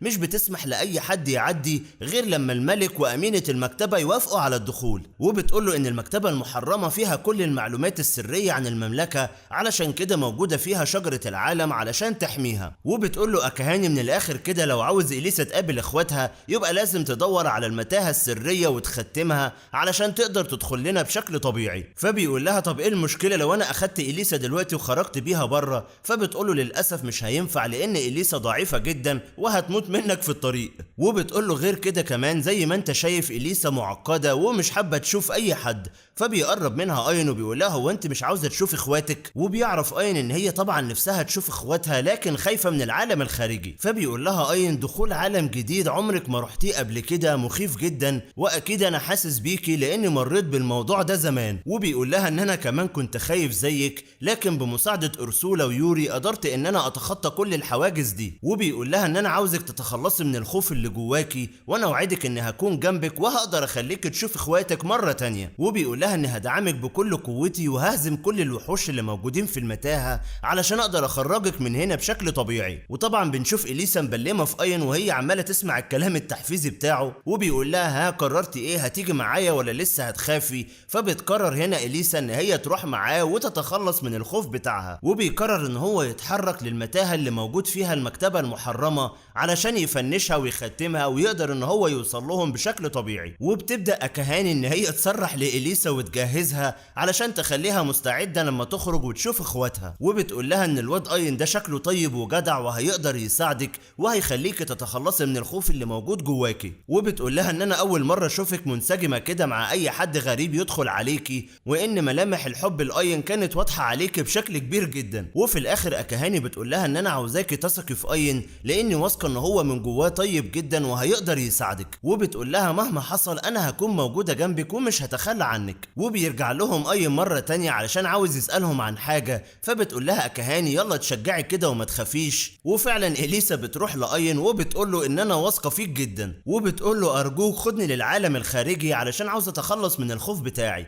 فاين على طول بيشيلها وبيقول لها ما تقلقيش يا حاجة، طول ما انت معايا هتكوني في امان. وقبل لما يتحركوا بنشوف اكاهاني بتديله نواة روح اليسا، وبتقول له ما ينفعش تمشي من غيرها، وبتقول له بما اني مش هينفع اكون موجودة معاك ولا ينفع استخدم الانتقال الآني، فبتعمل نسخة منها علشان هي اللي تكون موجودة مع اين اول لما يمشي مع اليسا. واول لما بيبداوا يتحركوا بنشوف اليسا بدات تحس بالتعب والارهاق، فبيقرر اين ان هو يشيلها علشان تريح. وبيبدا اين يستخدم قوته السحريه وبيقتل عدد كبير جدا من الوحوش لحد لما بيوصل للباب الرئيسي اللي موجود فيه زعيم المتاهه وبيبدا في القتال معاه. وبنشوف زعيم المتاهه قوي جدا، وبعد كده بيستخدم ضربه قويه وبيهجم بيها على اين، وبيقرر اين ان هو يغفله فبيقوم حاتفه بالسيف بتاعه. وفجاه اين بيظهر من قدامه وبيقوم مديله رجل قويه جدا بيكسر وشه حرفيا وبيخلص عليه. وطبعا اليسا واكاهاني مصدومين من قوه اين، وبتقرب اليسا من اين علشان تطمن ان هو بخير وما فيهوش اي اصابات. وبيوصلوا اخيرا لباب الخروج، وبيلاحظ اين ان اليسا متوتره وزي ما تكون خايفه ان هي تخرج للعالم الخارجي. واول لما بيخرجوا بنشوف يوري بتجري على اليسا علشان تحضنها، لكن اليسا بتعاملها بجفاف كبير جدا وبترفض ان هي تحضنها. والحارسه اكاهاني بتروح ترحب بالحارسه كيروشيما وكمان ارسولا، وكعاده ارسولا بتكون محرجة جدا من اي حارسة بتكون اعلى منها في الرتبة بتاعتها. وبعدها يوري بتجري على اين وبتحضنه وبتشكره ان هو ساعدها علشان يخليها تشوف اختها اليسا. وطبعا بينا واليسا بيكونوا مصدومين وبيقولوا اشمعنى هي اللي بتحضن اين واحنا لا، فبتجري بينا على طول وبتحضن اين علشان تستفز اليسا، لكن اليسا مش بتقدر تكتم حبها لاين وعلى طول هي كمان بتجري عليه وبتحضنه. وبيقرروا هما الاربعة يسألوا اين وبيقولوا له هو انت بتحب انه واحدة فينا بالظبط ولازم تعترف دلوقتي. وبيحس اين ان هو في ورطة كبيرة ومش عارف يرد عليهم. وبنشوف بعد كده يوري واخواتها متجمعين حوالين اين في غرفة حمام البخار وبيسألوه كلهم وبيقولوا له انت بتحب اختنا اليسا ولا لا. وبيحس اين ان هو متورط في السؤال ده ونفسه يخلع منهم بس مش عارف يعمل ايه. وبيقول ان الاسئلة بتاعتهم زادت عن حدها وكل لما اروح في مكان بيطلعوا يجروا ورايا ومش بيسيبوني في حالي ابدا. ولما بيحاول ان هو يهرب من السؤال بتاعهم ويخلع بره الاوضة بيطلعوا يجروا وراه وبيسحبوه من قفاه ومش بيسيبوه غير لما يجاوب على السؤال بتاعهم. وبياخدوا بالهم ان اين وشه محمر فبيعرفوا ان هو بيحب اليسا لكن محرج ان هو يعترف، فبيقرروا ان هم ما يضغطوش عليه ويبطلوا غلاسة. ولما بيقرر اين ان هو يخرج بره غرفة البخار بياخد باله ان اليسا بدأت تحس بالتعب والارهاق وعلى طول بتمسك في اين وبتقول له خليك معايا ما تسيبنيش ابدا. وبتقول له اليسا انا عارفه ان انا ضعيفه عكس كل اخواتي لكن انا حابه اني اكون معاك للابد وما سيبكش ابدا. فيوري وبينا على طول بيجروا يحضنوها علشان قررت ان هي تفضل موجوده معاهم على طول وما تسيبهمش. ولما بتعرف الحارسه اكاهاني ان اليسا قررت ان هي تكمل مع اين بتروح عنده وبتديله حجر الفلاسفه وبتقول له ادي القوه بتاعتي يا معلم وانا هكون موجوده معاك في اي وقت. وبيستخدم اين حجر الفلاسفه وبيكتسب مهارات جديده. وبيتم استدعاء اين لنقابه المغامرين بعد كده وبيقابل رئيسه النقابه ميجان اللي بتفرح ان هي بتشوفه وبتقول له انك بقيت اقوى من الاول بكتير. وبيجي بعد كده جاسبر وبيقول له واضح انك بقيت عيل فشيخ ومفيش اي حد بيقدر عليك وبتقدر تهزم اي وحش. وبيسالهم بيسألهم عن سبب استدعائه للنقابة، فبيقولوا له ان الملك عاوز منك طلب صغير، وبيقولوا له بعد كده تعرف ايه هي الشياطين. فبيفتكر اين الطائر فالكو اللي اداله قلم ام مطيره لما قال له ان انا واحد من الشياطين الخمسة الاقوياء اللي موجودين في عالم الشياطين. وبتبدأ ميجان تشرح له وبتقول له ان احنا طردنا الشياطين من عالم البشر من فترة كبيرة بعد لما الابطال بتوعنا بنوا حاجز قدر ان هو يمنعهم، لكن للاسف من فترة صغيرة ظهروا في منطقة اسمها ريشك، ومهمتك بقى يا معلم انك تقضي على الشياطين اللي موجودة هناك. وبيقولوا له ان هم خربوا الدنيا هناك وانت الوحيد اللي هتقدر توقفهم. فاين على طول بيوافق ان هو يساعد سكان منطقة ريشك، لكن ارسولا بتظهر وبتقول له ان احنا كده غيرنا الخطة بتاعتنا واننا ملناش علاقة بالبشر دول ابدا. لكن اين بيعترض على كلام ارسولا وبيقول لها لما انت ويوري قررتوا تساعدوني ما كنتوش تعرفوني، علشان كده انا كمان قررت اساعد الناس الضعفاء اللي انا معرفهمش، لاني عشت نفس الحالة بتاعتهم زمان قبل كده وعارف قد ايه الحياة الصعبة والمعاناة اللي هم بيعانوها. وبيقول لها بما انك انت ويوري انقذتوني زمان فانا كمان قررت اساعد الناس دول وانقذهم حتى من غير ما اعرفهم. وبتظهر بعد كده يوري واخواتها وبيوافقوا اين على الكلام بتاعه وبيعرفوا قد ايه هو طيب ونفسه يساعد كل الناس. فبتقول ارسولا بما ان يوري موافقه فانا ما اقدرش اعترض خلاص. وبنشوف اين بيبدا يتحمس وبيقول ان انا لازم اقضي على كل الشياطين اللي موجودين في منطقه ريشك. وبيتنقل بينا المشهد وبنشوف بعض سكان منطقه ريشك وهم ماشيين في الغابه وباين عليهم ان هم محبطين وخايفين جدا. وبنشوف اب بيكلم بنته الصغيره وبيقول لها ان احنا رايحين الجنه، وبيقول لها ان انت قريب هتشوفي امك، وباين جدا من كلامه ان هو بيضحك عليها وبيحاول يسكتها. والبنت الصغيره طبعا مش فاهمه اي حاجه ومصدقه ابوها وفاكره انها رايحه الجنه علشان تاكل احلى اكل موجود هناك. وفجاه الارض بتهتز بيهم وبنعرف ان هم رايحين لوحش اسمه وحش الهيدرا،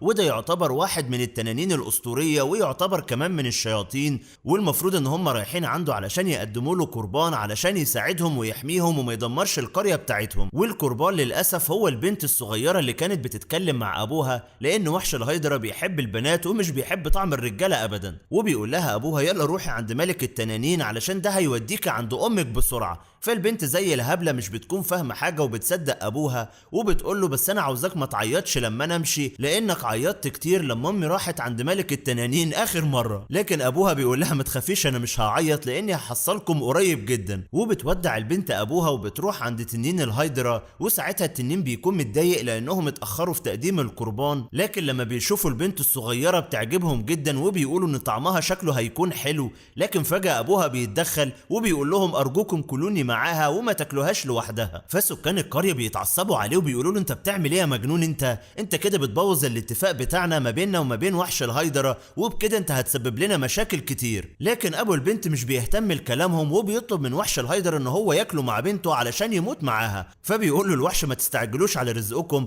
هنخلص على كل البنات في القريه وبعد كده ناكل الرجاله. وبيقول لهم وحش الهيدرا اننا اتفقنا معاكم كل شهر تقدموا لنا واحده علشان ناكلها، ولو خالفتم الاتفاق بتاعكم مش هنحمي القريه بتاعتكم. وبيقول لهم بما انكم خالفتوا الاتفاق بتاعنا فهيتم عقابكم دلوقتي، وعلى طول بيهجم عليهم بالسم بتاعه. وبنشوفهم كلهم بيتألموا من قوه السم ومش قادرين يتحركوا، والبنت الصغيره بتكون خايفه جدا وبيستعد وحش الهيدرا علشان ياكلها. لكن قبل لما يهجم عليها في اللحظه الاخيره بيظهر بطلنا اين وبيعمل حاجز سحري وبيصد الهجوم بتاعه. والبنت الصغيره طبعا بتبص على اين لما ظهر في اللحظه الاخيره علشان يحميها ومش مصدقه نفسها. وبتبدا ارسولا تقول له معلومات عن وحش الهيدرا وبتقول له ان هو تنين سام ويعتبر من الرتبه اس، وبتقول له ان بيغطي جسمه سائل قوي جدا بيكون سام وبيحميه من اقوى الضربات. وبنشوف اين بعد كده بيستخدم عين يوري علشان يبدا يعالج كل سكان القريه من السموم بتاعه تنين الهيدرا. والتنين بيبص لاين وبيستغرب ان هو قدر يعالج البشر دول بسهوله شديده، لكن بيستخفوا باين وبيقولوا بما انه بشري فاكيد هنقدر نهزمه بكل سهوله. ولما اين بيطلب من سكان القريه انهم يهربوا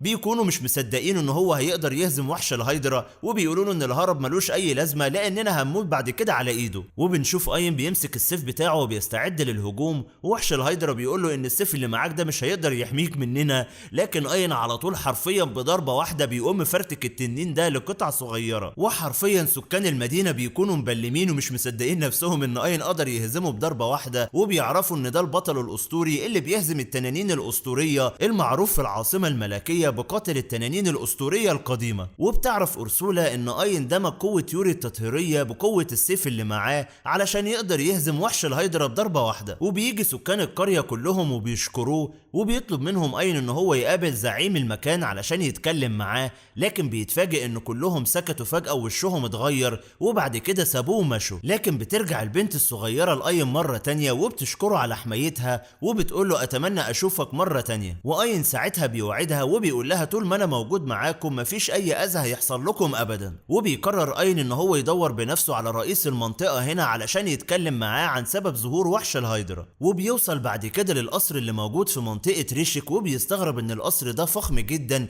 ومفيش أي حاجة حصلت له خالص. فبيبدأ أين يحس إن المكان ده مريب، وبيطلب من يوري واخواتها إن هم يستخبوا جواه دلوقتي علشان لو حصل أي قلق في المكان. وبيدخل جوه القصر وبينادي على أي حد علشان يتكلم معاه، فبيظهر واحد وبيرحب بيه وبيقول له شرف ليا إني أقابل قاتل التنانين الأسطوري أين. وبيبدأ الشخص ده يعرفه بنفسه وبيكون اسمه نيجون. وبعد كده بيضيف أين وبيقدم له كيك وشاي، بس أين أول لما بيدوق الكيك بيتصدم إن هو مالح جدا، لكن أين مش بيرضى يكسفه وبيقول له إن الكيك طعمه حلو. بس نيجون لما بيدوق الكيك بيتصدم بطعمه المالح، وبيعرف إن أين كان بيجامله وإنه بدل السكر بالملح زي الغبي وبوظ طعم الكيك. وبعد كده أين بيسأل نيجون عن الشياطين اللي موجودة في المكان هنا، فبيقول له إن مفيش شياطين خالص، وإننا عايشين جنب غابة مهجورة، وإن الغابة المهجورة دي فيها وحوش قوية جدا، وأكيد الناس اتلخبطت ما بينها وما بين الشياطين. فبيقول له أين أنت عاوز تقنعني إن الناس مش هتاخد بالها ما بين الشياطين والوحوش؟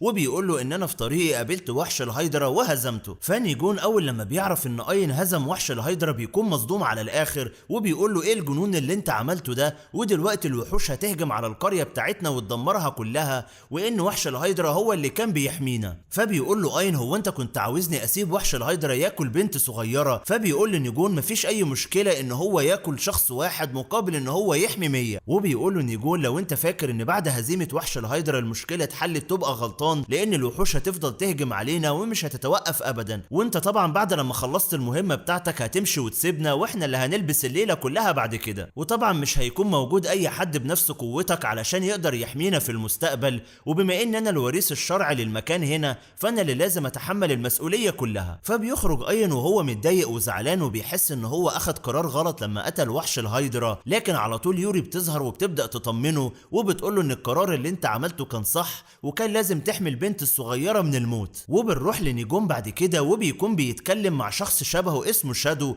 وشادو ده بيكون شيطان بس مسيطر على نيجون، وبيقول له خلي بالك أين ده شرير ولازم نتخلص منه ونقتله، علشان كده هو هيبوظ الخطط بتاعتنا كلها. وحرفيا الشيطان شادو بيفضل يلعب في دماغ نيجون لحد لما بيقنعه ان هو لازم يتخلص من أين، وبيقول ان البشر دول اغبياء وقريب جدا انا اللي هسيطر على المكان كله. وبيوصل أين للقرية بعد كده وبيلاحظ ان هي متدمرة كلها، ولما بيحاول يتكلم مع واحدة من سكان المدينة بتسيبه وبتطلع تجري، وبيقول هو ليه كل لما اجيب سيرة رئيس المكان بيكونوا خايفين جدا كده وبيسيبوني وبيمشوا. وبيروح أين يقابل واحد تاني من سكان المدينة، لكن بيكون متضايق من وجود أين عنده، وبيقول له هو انت ايه اللي جابك؟ زي ما انت شايف بعد هزيمة وحش الهايدرا الوحوش هجمت علينا ودمرت المكان كله. وبيقول له كل اللي احنا كنا عاوزينه اننا نعيش بصورة طبيعية، ولو كنا هنقدم قربان واحد مقابل اننا نعيش ما كانش فيه اي مشكلة. فبيتعصب أين وعلى طول بيستخدم سحر الارض وبيزرع الارض كلها مرة تانية، وبيروح ناحية الجدار المتكسر وبيستخدم برضو عليه سحر الارض وبيبني لهم سور عالي جدا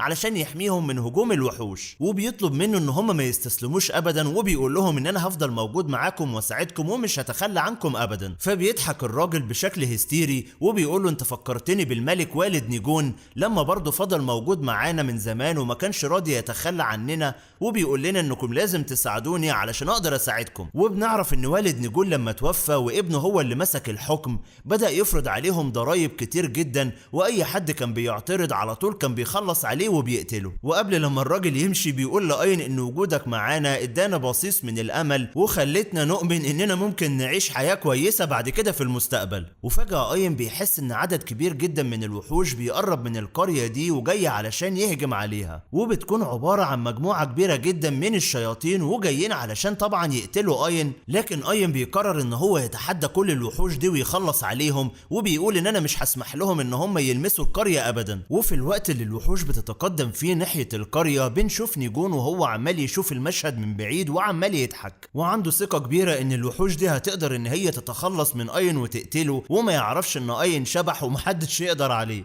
وبنشوف اين بيطير بسرعة وبيطلع فوق الحاجز الضخم اللي هو عمله، ولما بيشوف عددهم الكبير بيكون مصدوم على الاخر. وساعتها أرسولا بتقول له ان القرية مش هتقدر تصمد قدام العدد الكبير ده ولازم ندور على حل. وبتظهر يوري وبتقول له يا ابن الغبية ركز شوية علشان عدد الوحوش ده كبير جدا وهنتفشخ في الاخر كلنا. لكن اين بيسمع سكان القرية وهم خايفين ومرعوبين وبيقولوا ان احنا خلاص كده متنا واتقضى علينا. وبيفتكر البنت الصغيرة لما كانت بتشكره ان هو حماهم اول مرة، وده بيخلي اين يصمم على رأيه وانه يفضل موجود هنا علشان يقتل كل الوحوش لوحده. وساعتها بيتحمس وبيقول ليوري بطلي رغي كتير، وبيطلب من سكان القرية اللي هم يبعدوا عن المكان بسرعة، وبيقوم طاير في الهوا وبيقول ان انا وعدت سكان القرية اني احمي الابتسامة بتاعتهم. وبيستخدم الطلقة اللولبية وبيضرب عليهم كرة سحرية ضخمة جدا، لكن بيتفاجئ ان الضربة السحرية بتاعته ما اثرتش فيهم لان عددهم كبير جدا. وبتبدأ الشياطين انها تطير في الهوا ناحية اين علشان تهجم عليه، لكن اين بيتفادى الهجمة بتاعتهم، فعلى طول بيبدأوا يشبكوا ايديهم في ايدين بعض ويحدفوا بعضهم عليه. وساعتها اين بيقول ما بدهاش وبيبدأ ان هو يستخدم قدراته السحرية كلها وبيفضل يهجم على الوحوش دي ويقتل فيهم. وطبعا بيستخدم كل المهارات السحرية اللي هو اتعلمها لما كان بيقتل كل وحش وبيسرق قدراته علشان يقدر يهزم العدد الكبير ده من الوحوش. وبيعمل دايرة سحرية وبيحبس فيها الوحوش وبيفضل يقتل فيهم، وبيستخدم كمان مهارة الخيوط الفولاذية علشان يخلص عليهم. وبنشوف سكان القرية وهم بيهربوا مصدومين ان اين واقف لوحده وعمال يتصدى لكل الوحوش دي. حتى أرسولا ويوري بيقولوا لاين ان انت جسمك مش هيستحمل لو استخدمت مهارات سحرية كتير، لكن اين مش بيهتم وبيقول لهم ان انا مستعد اضحي بجسمي مقابل ان احمي سكان القرية زي ما وعدتهم. وبيطلع السيف بتاعه وبيستخدم مهارة توسيع النطاق علشان يقدر يخلص عليهم بضربة واحدة. وفعلا اين بيشحن يا معلم كل طاقته السحرية وبيتعصب على الاخر، وبضربة واحدة حرفيا بيخلص على الوحوش. وبيطلع النهار عليه وبنشوف كل الوحوش حرفيا مقتولة واين منهار على الاخر ومش قادر يقف. وبتظهر يوري وبتقول له الله ينور يا معلم خلصت عليهم، بس شكلك انت كمان متبهدل على الاخر. فبيقع على الارض وهو منهار، لكن بيكون مبسوط ان هو نفذ وعده لسكان القرية وقدر يحميهم. وبتبدأ يوري ان هي تستخدم قدراتها السحرية علشان تعالجه. وأرسولا بتظهر وهي مصدومة ان اين كان مستعد ان هو يضحي بنفسه علشان يحمي سكان القرية، واول مرة تشوف حد بالشهامة والجدعنة دي. وبتيجي البنت الصغيرة وبتشكر اين ان هو حماهم للمرة التانية. وبيظهر واحد من سكان القرية وبيقول لهم لحد امتى هنفضل نعتمد على حد غيرنا علشان يحمينا، واننا المفروض نغير مصيرنا بنفسنا وما نستناش حد يساعدنا. واين بيبص عليهم وهو مبسوط لانهم اخيرا قرروا ان هم يغيروا مصيرهم بنفسهم وما يعتمدوش على اي حد. وبتفرح يوري ان اين قدر ان هو يغير شخصيتهم وعزيمتهم، وان وقوف اين جنبهم خلاهم يعتمدوا على نفسهم في المستقبل. فبيقول لها اين ان انا عملت كل ده بفضلك انتي، لان من غيركم كان زماني عيل كحيان وماليش اي لازمه خالص. وفجاه بيظهر نجم من ورا سكان القريه وبيقول لهم هو انتوا نسيتوني ولا ايه؟ فبيقولوا له ان احنا مش عاوزين نعتمد عليك بعد كده علشان تساعدنا واننا هنساعد نفسنا. فنجم بيبدا ان هو يلعب في دماغهم وبيحاول يوقعهم في اين، وبيقول لهم ان اين مش بشري عادي وان اين شيطان. وبيقول لهم ان كل ده من تخطيط اين، وان مستحيل بشري يقدر يقتل العدد الكبير ده من الوحوش، وان دي مسرحيه عملها اين علشان يضحك عليكم. فبيقولوا له حتى لو كانت مسرحيه احنا موافقين ان اين شيطان، يكفي ان هو وقف جنبنا مرتين وساعدنا. وبيقولوا النجون ان انت هدفك انك تحمي القصر بتاعك وان القريه مش مهمه خالص بالنسبه لك. وبيقولوا له ان احنا كنا بنتمنى انك تكون زي ابوك في يوم من الايام لما كان واقف معانا وكان مهتم بالقريه كويس جدا. فاول لما نجوم بيفتكر ابوه بيبدا ان هو يحس بتعب شديد، وبينادي على الشيطان شادو وبيقول له ساعدني اتصرف ازاي. وبيطلع المرايه اللي موجود فيها الشيطان شادو وبيحاول يتواصل معاه. واين ساعتها بيقيم المرايه اللي مع نيجون لكن مش بيقدر يعرف اي حاجه عنها، وبيعرف ان المرايه دي ملعونه زي ما حصل مع زويد بالظبط لما تحول للشيطان. وبيحاول اين يجري عليه بسرعه علشان ياخد منه المرايه، لكن الشيطان شادو على طول بيعمل حاجز وبيمنع اين ان هو يوصل له. وبيبدا الشيطان شادو يضحك على نيجون وبيقول له بما ان البشر مش بيسمعوا كلامك فاحسن حل انك تخلص عليهم وتقتلهم. فبيقول له نيجون ان ابويا ما كانش كده وكان طيب جدا. فبيبدا هنا الشيطان شادو يفكروا بالذكريات بتاعه ابوه زمان، وبنعرف ان والد نيجون كان حاكم طيب جدا وكان بيساعد سكان القريه في كل الاعمال الاعمال بتاعتهم، وكانت سكان القريه كلها بتحبه. ونيجون ساعتها كان بيتمنى ان هو يكون زي ابوه لما يكبر علشان كل سكان القريه يحبوه، لكن نيجون كان طفل ضعيف ومريض، وابوه كان بيرفض ان هو يساعده علشان مرضه، وكان بيطلب منه ان هو دايما يروح يلعب مع الاطفال اللي زيه. بس الاطفال كانوا بيتجنبوا نيجون لانهم كانوا فاكرين ان المرض اللي عنده ده معدي. ولما نيجون كان ماشي لوحده سمع مجموعه من سكان القريه بيتكلموا ان هو كان طفل لقيط، وان الملك قرر يتبناه علشان هو مريض وضعيف. فطبعا اتصدم لما عرف الحقيقه دي، واثناء جريه اتكعبل ووقع على الارض. وساعتها قابل الشيطان شادو اللي قرر ان هو يكون صديقه علشان يستغله ويضحك عليه وينفذ المخطط بتاعه. ونيجون كان مبسوط جدا بالشيطان شادو واعتبره صديقه المفضل، وفضل يلعب معاه ويشاركه كل حياته، لحد لما في يوم دخل على ابوه ولقاه تعبان. فلما سأله عن سبب تعبه قال له ان في بعض الوحوش استخدمت السم عليا وده سبب مرضي. فحاول نيجون ساعتها ان هو يدور على اي حل علشان يعالجه، لكن ساعتها بنشوف الشيطان شادو ضحك على نيجون وقال له ان في عشبة طبية لو اديتها لابوك هيخف على طول. وساعتها نيجون فضل كل يوم يدي لابوه العشبة الطبية دي على امل ان هو يخف، لحد لما اتفاجئ في يوم من الايام ان ابوه مات بسبب شرب العشبة الطبية دي. وبنرجع من الفلاش باك وبنشوف شادو بيضحك على نيجون وبيقول له انك غبي وقتلت ابوك بنفسك، وبيقول له ان العشبة الطبية دي كانت عشبة سامة بس انا ضحكت عليك. وبنعرف ان شادو استخدم تعويذة علشان يغير الكلام اللي موجود في الكتاب بتاع الاعشاب، وقدر ان هو يضحك على نيجون ويوضح له ان العشبة دي طبية مش عشبة سامة. وطبعا خلال الفترة دي بيحاول اين ان هو يوصل لنيجون علشان يخرجه بره التعويذة بتاعت شادو، لكن مش بيكون قادر يوصل له. وبيكمل شادو كلامه وبيقول له ان انا ضحكت عليك للمرة التانية لما قلت لك ان اين شيطان. وبيبدأ يقول له خطته من زمان اول لما اتعرف على نيجون، وبيقول له ان انا كان هدفي ان اسيطر على عالم البشر واخد البشر كلهم لعالم الشياطين،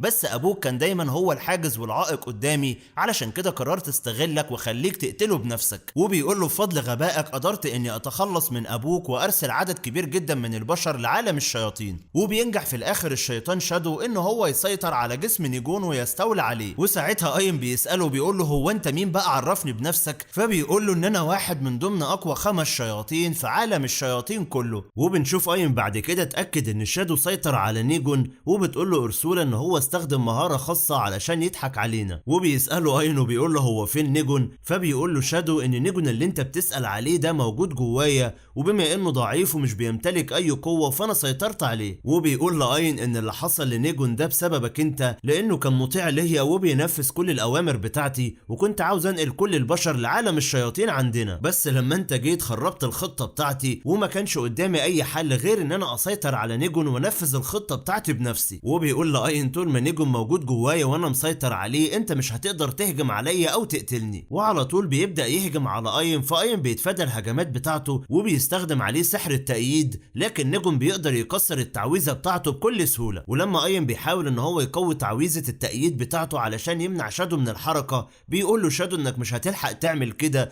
وعلى طول بيطلع شياطين من تحت الارض علشان يهجم على سكان المدينة. وبنشوف واحد من الشياطين هيهجم على سكان القرية، فبيستخدم اين مهارة التسارع وبيقتله بسرعة، وعلى طول بيعمل حاجز علشان يحميهم وبيطلب منهم ان هم يهربوا حالا. فبيقول له شادو انك بالطريقة دي بتسيبني اتحرك بحريتي، والحاجز اللي انت عملته انا هكسره بسهولة. وفعلا شادو بينجح ان هو يكسر الحاجز للمرة التانية، وعلى طول الشياطين بتطلع تهجم على سكان القرية، فبيستخدم اين مهارة النسخ وبيعمل اكتر من نسخة منه، وبيبدأ ان هو يحارب الشياطين دي كلها لوحده. واثناء دفاع اين عن سكان المدينة شادو على طول بيقوم ضربه وبيقول له ما تنساش ان انا موجود لاني حاسس بالملل وانا لوحدي. وبيفضل شادو يهجم عليه بضربات قوية جدا، بس اين بيصد الضربات دي كلها ومش بيرضى يهجم عليه علشان خايف على نيجون، وعارف ان هو لو هجم عليه وقتله نيجون كمان هيموت. واين بيفضل ينادي على نيجون اثناء لما بيكون بيتضرب، فبيقول له شادو مهما ناديت للصبح هو مش هيسمعك ابدا. وبيستغرب شادو ان اين عمال يقاوم كل الضربات القوية بتاعته، وبالعكس عمال يقرب منه لحد لما اين بيقرب منه على الاخر وبيقوم مديله دماغ قوية جدا. وساعتها شادو بيقع على الارض من قوة الضربة، وبنروح لنيجون وهو موجود جوه شادو وبيسمع ان في حد بينادي عليه. وبيفضل اين يقول له انا عارف ان انت نفسك تحمي منطقة ريشك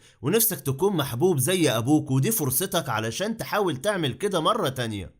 وبنشوف سكان المدينة وهم خايفين من الشياطين وبيفكروا يهربوا، لكن واحد من سكان المدينة بيتدخل وبيقتل واحد من الشياطين وبيقول لهم هو احنا مش اتفقنا اننا نبطل الجبن بتاعنا ده ولازم نساعد نفسنا وما نعتمدش على اي حد ابدا. وبيبدأ ان هو يشجعهم علشان يقتلوا كل الشياطين مع اين. وبنرجع لنيجون وهو عمال يعيط وبيقول ان انا قصرت في حق سكان منطقة ريشك وكان نفسي اكون محبوب زي ابويا، وبيقول انا عارف ان شادو كان بيضحك عليا كل الفترة اللي فاتت دي وانا غلطان علشان كنت بطوعه وبسمع كلامه. وبيسمع اين وهو بيقول له انك لازم تفوق وتخرج من المكان اللي انت موجود فيه ده. فبيقوم نيجون على طول وبيبدأ يتحرك علشان يرجع السيطرة بتاعته مرة تانية. وبنرجع لشادو مرة تانية ومستغرب ان اين مد ايده عليه وعوره في وشه وبيقول له بالطريقة دي انت هتقتل نيجون معايا. ولما بيحاول شادو يهجم عليه مرة تانية بيستغرب ان جسمه واقف ومش قادر يحركه، وساعتها نيجون بيكون خرج علشان يسيطر على جسمه مرة تانية وبيشكر اين على مساعدته كل الفترة اللي فاتت دي، وعلى طول بيقوم طاعن نفسه في قلبه علشان ينتحر. وشادو هنا بيقول له ايه الغباء اللي انت بتعمله ده، انت كده هتموت نفسك. فبيقول له نيجون ان الفترة اللي فاتت دي كنت عارف ان انت بتضحك عليا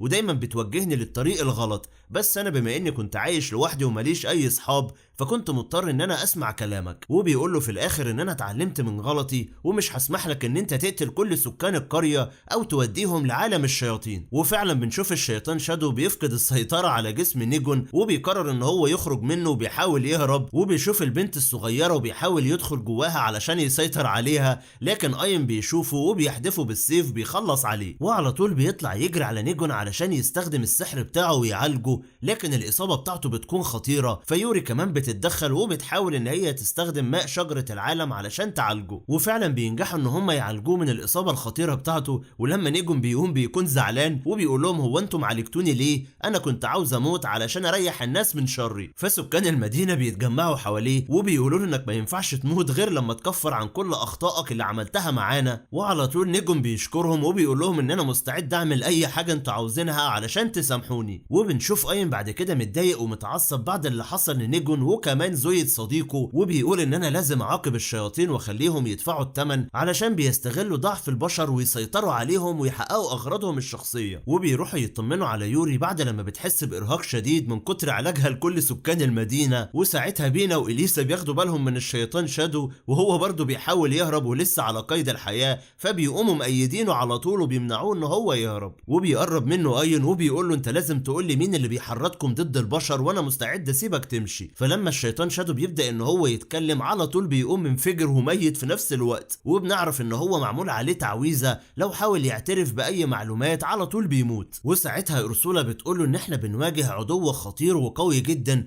ولازم تكون حذر الفترة اللي جاية. وبنشوف سكان المدينة بيشكروا اين على مساعدته ليهم الفترة اللي فاتت دي كلها. وساعتها نيجون بيروح لاين وبيقوله ان انا عاوزك تمسك المنطقة وانت اللي تكون مسؤول عنها الفترة دي لاني قررت اني ادخل السجن علشان اكفر عن كل اللي انا عملته. وفعلا اين بيروح للملك وبيخليه فعلا المسؤول عن منطقة ريشك لحد لما نيجون يخلص فترة العقوبة بتاعته في السجن. وكمان بيقرر ان هو يخليه واحد من النبلاء في المملكة. فبيقول له جاسبر ما تشيلش هم اي مسؤولية عليك، انا مستعد اعمل كل المهمات بدالك، وان اللقب الجديد اللي انت اخدته هيسهل لك انك تعمل علاقات جديدة وتقدر تعرف معلومات عن كل المغارات السحرية اللي انت بتدور عليها. وبتيجي كلاوديا بنت الملك وبتقول له بما انك حصلت على لقب النبلاء فكده جوازنا هيكون اسهل بكتير الفترة اللي جاية. فيوري على طول بتتدخل وبتقول لها ان هو مش هيتجوزك لانه بيحبني انا بس. وبنروح بعد كده لعالم الشياطين وبنشوف 2 من الشياطين بيتكلموا على فالكو وشادو اللي اين خلص عليهم بسهولة، وبيقولوا ازاي بشري كده قدر يقتلهم من غير اي معاناة. وفجأة واحد منهم راسه بتطير وبيموت وبتظهر واحدة من الشياطين اسمها ايونا، وبتكون ايونا اقوى شيطانة من الشياطين ال5 اللي موجودين في عالم الشياطين. وبتكون بتتحرك على دمية واقفة عليها لكن بتكون بطيئة جدا. فبتقول للشيطان اللي قدامها ايه رأيك تيجي مكان الدمية بتاعتي علشان بقت بطيئة. وبتقول ايونا في سرها ان انا بكره الشياطين الضعيفة اللي مبوظين سمعتنا في عالم البشر. وبنروح بعد كده لايكيديا اللي بتكون منبهرة بقدرات وقوة اين ومش مصدقة ان هو قدر يهزم الشيطان شادو برضه بكل سهولة. وبتيجي ايونا وبتقول لايكيديا هو انت ليه مركزه مع الواد الكحيان ده؟ فبتقول لها انت مش واخده بالك ان اين قدر يهزم فالكو وشادو بكل سهوله كده من غير اي معاناه؟ فبتقول لها ايونا ان فالكو وشادو دول كحيانين على الاخر وما ينفعش اصلا يكونوا من ضمن ال5 شياطين الاقوياء. فبتقول لها ايكيديا طب طالما انت جامده كده انا عاوزه منك خدمه وعاوزاك تجيبي لي روح واحده من اشجار العالم. وبتقول لها ان اين هيروح يقابل روح من ارواح شجره العالم قريب وانا عاوزاك تجيبي لي الروح دي لحد عندي، وفي نفس الوقت لو قابلت اين هناك تقدري تخلصي عليه وتقتليه. وبتديها الخريطه اللي موجوده فيها روح شجره العالم اللي اين بيدور عليها. فبتوافق ايونا على طلبها، لكن بتلاحظ ان الدميه اللي مسيطره عليها تقريبا اتوفت ومش بتتحرك، فبتسيبها وبتمشي وبتقرر تدور على واحده غيرها. وايكيديا بتكون متفائله بايونا على الاخر وحاسه ان هي اللي هتقدر تهزم اين. وبنروح لاين ويوري وبنشوف يوري بتقوله انت عاوز تتغدى ايه النهارده، لكن بتدخل عليهم اليسا وبتطلب ان هي تتكلم مع اين. وبتقول له اين انت عارف ان انا مش بقدر اقاتل وما عنديش قوه زي يوري وبينا، لكن بمتلك مهاره عين ال1000 ميل، قدرت احدد مكان روح واحده من ارواح شجره العالم اللي احنا بندور عليها. فبيفرح اين ويوري وبينا وبيقول طالما حددت مكانها يلا بينا علشان نروح نقابلها. فبيسمع صوت حد بيتكلم وبيقول فعلا فكره حلوه يلا اتحركوا دلوقتي. وبيتفاجئ اين ان في بنت مغميه عينيها قاعده على السرير ويوري بتجري عليها علشان تحضنها وبتقول انها اختها الكبيره، لكن يوري بتتفاجئ ان دي نسخه وهميه من اختها علشان النسخه الحقيقيه موجوده في الدماس اللي هي محبوسه فيه. وبتبدا تعرف اين على نفسها وبيكون اسمها كروش. واليسا بتسالها وبتقول لها هو انت ايه اللي جابك هنا دلوقتي؟ فبتقول لهم ان في شيطانه بتستهدف روح شجره العالم وهي اختكم الصغيره، وبتكون اختهم الصغيره اسمها مي. وبتكون اليسا قدرت ان هي تحدد مكانها عن طريق قدره عين ال1000 ميل السحريه بتاعتها. وبتقول ان هي موجوده في غابه جنب المملكه، والغريب ان الغابه دي هي الدماس نفسه. وبما ان اختهم الكبيره كروش موجوده في نفس الدماس اللي موجوده فيه اختهم الصغيره، فقررت كروش ان هي تكون الحارسه بتاعتها في نفس الوقت. واين بيسال كروش وبيقول لها هو انت ليه مغميه عينك؟ فبتقول له ان انا عيني بتمتلك قوه سحريه كبيره جدا وصعب ان انا اتحكم فيها، ولو كشفتها ممكن ادمر منطقه اقليم ريشك كلها. وبيستغرب اين ان اختهم الكبيره كروش بتمتلك القوه السحريه الكبيره دي، ورغم كده متخوفه من قوه الشيطان اللي جاي علشان يخطف اختها الصغيره. وبتضطر كروش انها تودعهم علشان ترجع لمكانها مره تانية، واين بيوعدها ان هم هيجوا في اقرب وقت علشان يحموهم. وبيوصل اين بعد كده للغابه وبيستغرب ان غابه كبيره وكمان مكشوفه تعتبر هي الدماس اللي موجوده فيه روح شجره العالم. وبتقول له ارسولا ان الدماس ده مليان لعنات قويه جدا ولازم ناخد بالنا كويس. وبينا بتكلم اين وبتقول له ان الغابه كلها شبه بعض ومش عارفين هنتحرك في انه اتجاه. فبيرد عليها اين وبيقول لها ان انا دمجت مهاره التقييم بتاعتي مع مهاره عين ال1000 ميل بتاعت اليسا وقدرت احدد الاتجاه اللي احنا المفروض نمشي فيه. وبيستغرب اين بعد كده ان هو مش شايف اي وحوش بتظهر قدامه علشان تحاربه. فبتقول له ارسولا ان الوحوش اللي موجوده في الغابه هنا ذكيه وقدرت تعرف انك بتمتلك قوه كبيره جدا، علشان كده هي مستخبيه منك وخايفه تواجهك علشان عارفه ان هي هتخسر قدامك. وفجاه اين بيحس ان في شيطان قوي ظهر قدامه، فبيطلع يجري بسرعه وفعلا بيلاقي ملكه النحل واقفه قدامه، ودي واحده من الشياطين ال5 الاقوياء. وبتقول له الشيطانه دي انت اين بقى اللي خلصت على شادو وفالكو كده بكل سهوله؟ وبتقول له ان انا اقوى منهم بكتير وانت مش هتقدر تعمل لي اي حاجه. وبتحرك النحل بتاعها ناحيه اين، واين واقف زي الشبح في الارض ولا همه اي حاجه خالص،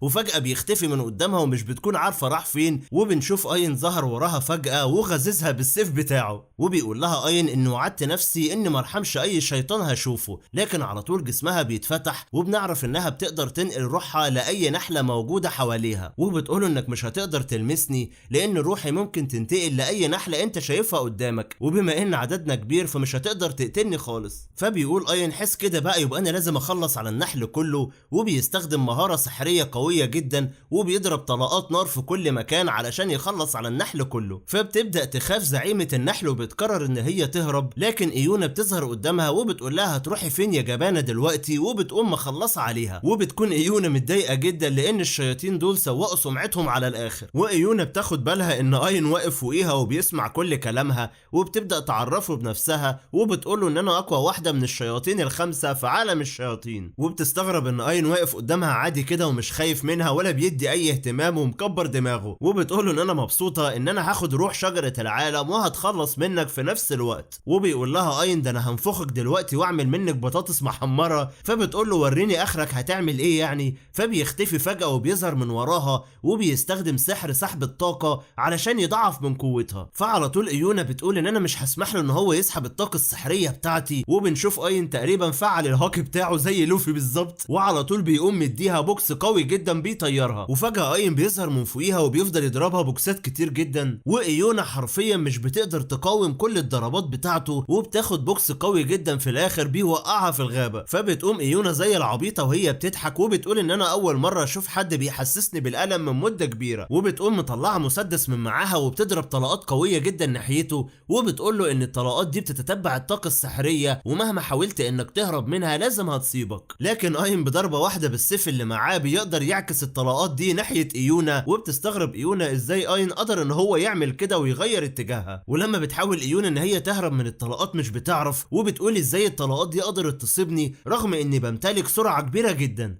وايونا بتفكر وبتقول مستحيل اين يكون قدر يستنزف الطاقه السحريه بتاعتي لما لمسني اول مره. وهوبا يا معلم بتتفاجئ ان اين واقف وراها وبيقوم مطير دماغها. وايونا طبعا مصدومه ومش عارفه ازاي قدر يطير دماغها كده بسهوله. فبيقول لها اين كل الضربات اللي انا كنت بضربها لك قبل كده كنت دامج فيها قدره استنزاف الطاقه السحريه منك. وبتقول له ان انا كنت بمتلك قوه سحريه كبيره جدا وكنت اقوى واحده من الشياطين، وازاي واحد زيك يعمل معايا كده. وبتفتح بوابه السحريه علشان تهرب، ولما بيحاول يجري وراها علشان يلحقها بتمنعه أورسولا وبتقوله ان هي مش هدفنا دلوقتي ولازم ننقذ روح شجرة العالم مي. وبيوصلوا لمكان روح شجرة العالم اللي موجودة فيه كروش ومي، وطبعا بيرحبوا باختهم بعد لما بيلاقوا نسختها الحقيقية. ولما اين بيروح يشوف مي بيلاقيها بنت صغيرة جدا ونايمة، فبيحاول ان هو ما يصحيهاش وما يعملش اي ازعاج، لكن بالغلط بيدوس على جذع شجرة فبيعمل صوت والبنت بتصحى. واول لما بتشوف اين على طول بتقوم فقعة بالصوت وخايفة منه. وبنشوف اين بيحاول يهديها باي طريقه، لكن البنت بتفضل تصوت ومش بتسكت ابدا. وبيحاول يهزر معاها ويضحك لكن شكله بيبقى مرعب والبنت حرفيا بتتسرع. فعلى طول يوري بتتدخل وبتهدي الموقف وبتقول لها ان انا اختك يوري وجيت انا واخواتك علشان نشوفك. فمي على طول بتفرح وبتجري عليها وبتحضنها وبتروح تسلم على باقي اخواتها وبتكون مبسوطه بيهم، وبتقول لهم ان انا عملت لكم تاجات علشان البسها لكم اول لما تيجوا. لكن مي مش بتكون عامله غير تاج واحد بس، فيوري بتلبسه لها هي وبتقول لها هو عليك شكله جميل جدا والتاجات بتاعتنا نبقى نعملها في وقت تاني. وبيجي اين علشان يرحب بيها مره تانيه، فبتقول لي يوري ان انا الفتره الاخيره كنت بسمع صوت طلقات رصاص بشكل مستمر، واكيد الواد ده هو اللي كان بيعمل الصوت المرعب ده. فبتقول لها بالعكس اين ده شخص طيب جدا وهو اللي طرد الشرير اللي كان بيستخدم طلقات الرصاص وكان بيخوفك. فمي بتعتذر لاين وبتقول له ان انا عاوز اقعد على حجرك دلوقتي، فبيقعدها على حجره وبعد كده بتقول له هشكني والعب معايا، فبيفضل يحدفها في الهواء وبتكون مبسوطه على الاخر. لكن واضح ان اين بيتقل في الهزار بتاعه وبيقوم طاير بيها في السماء بشكل سريع جدا. واخواتها ساعتها بيقولوا ان مي هتفضل تعيط لمده اسبوع بسبب الخوف، لكن اول لما بينزل مره تانيه بيتصدموا ان مي مبسوطه جدا وفرحانه ان اين طار بيها كل المسافه دي. وبعدها مي بتطلب من اين ان هي تنضم للرحله بتاعته وتفضل مكمله معاه. فساعتها اين بيطلب من كروش ان هي كمان تيجي معاهم،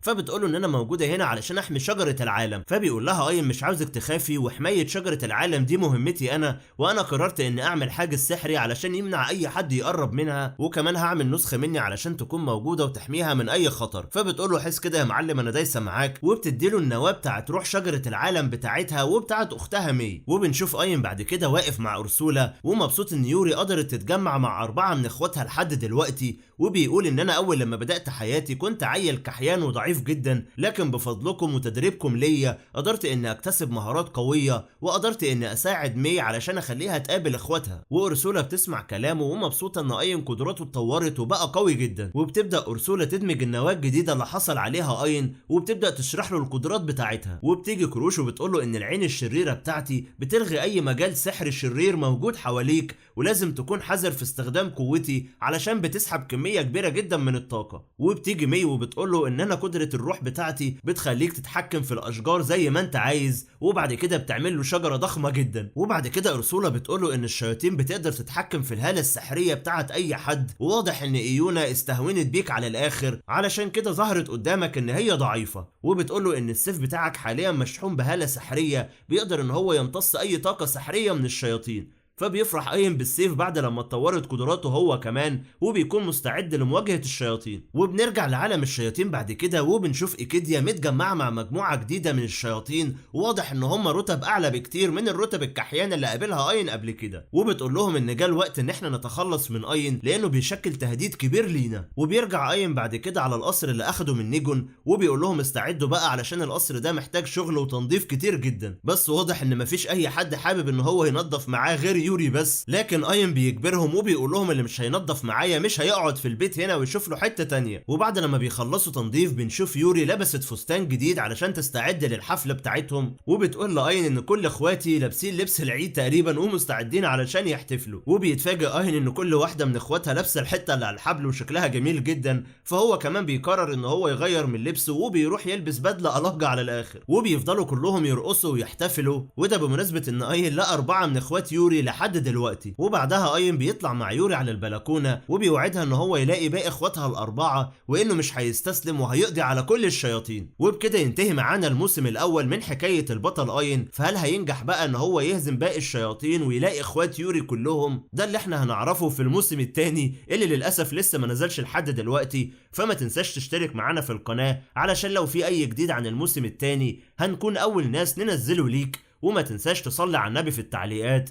واشوفكوا تاني في حكاية جديدة. سلام.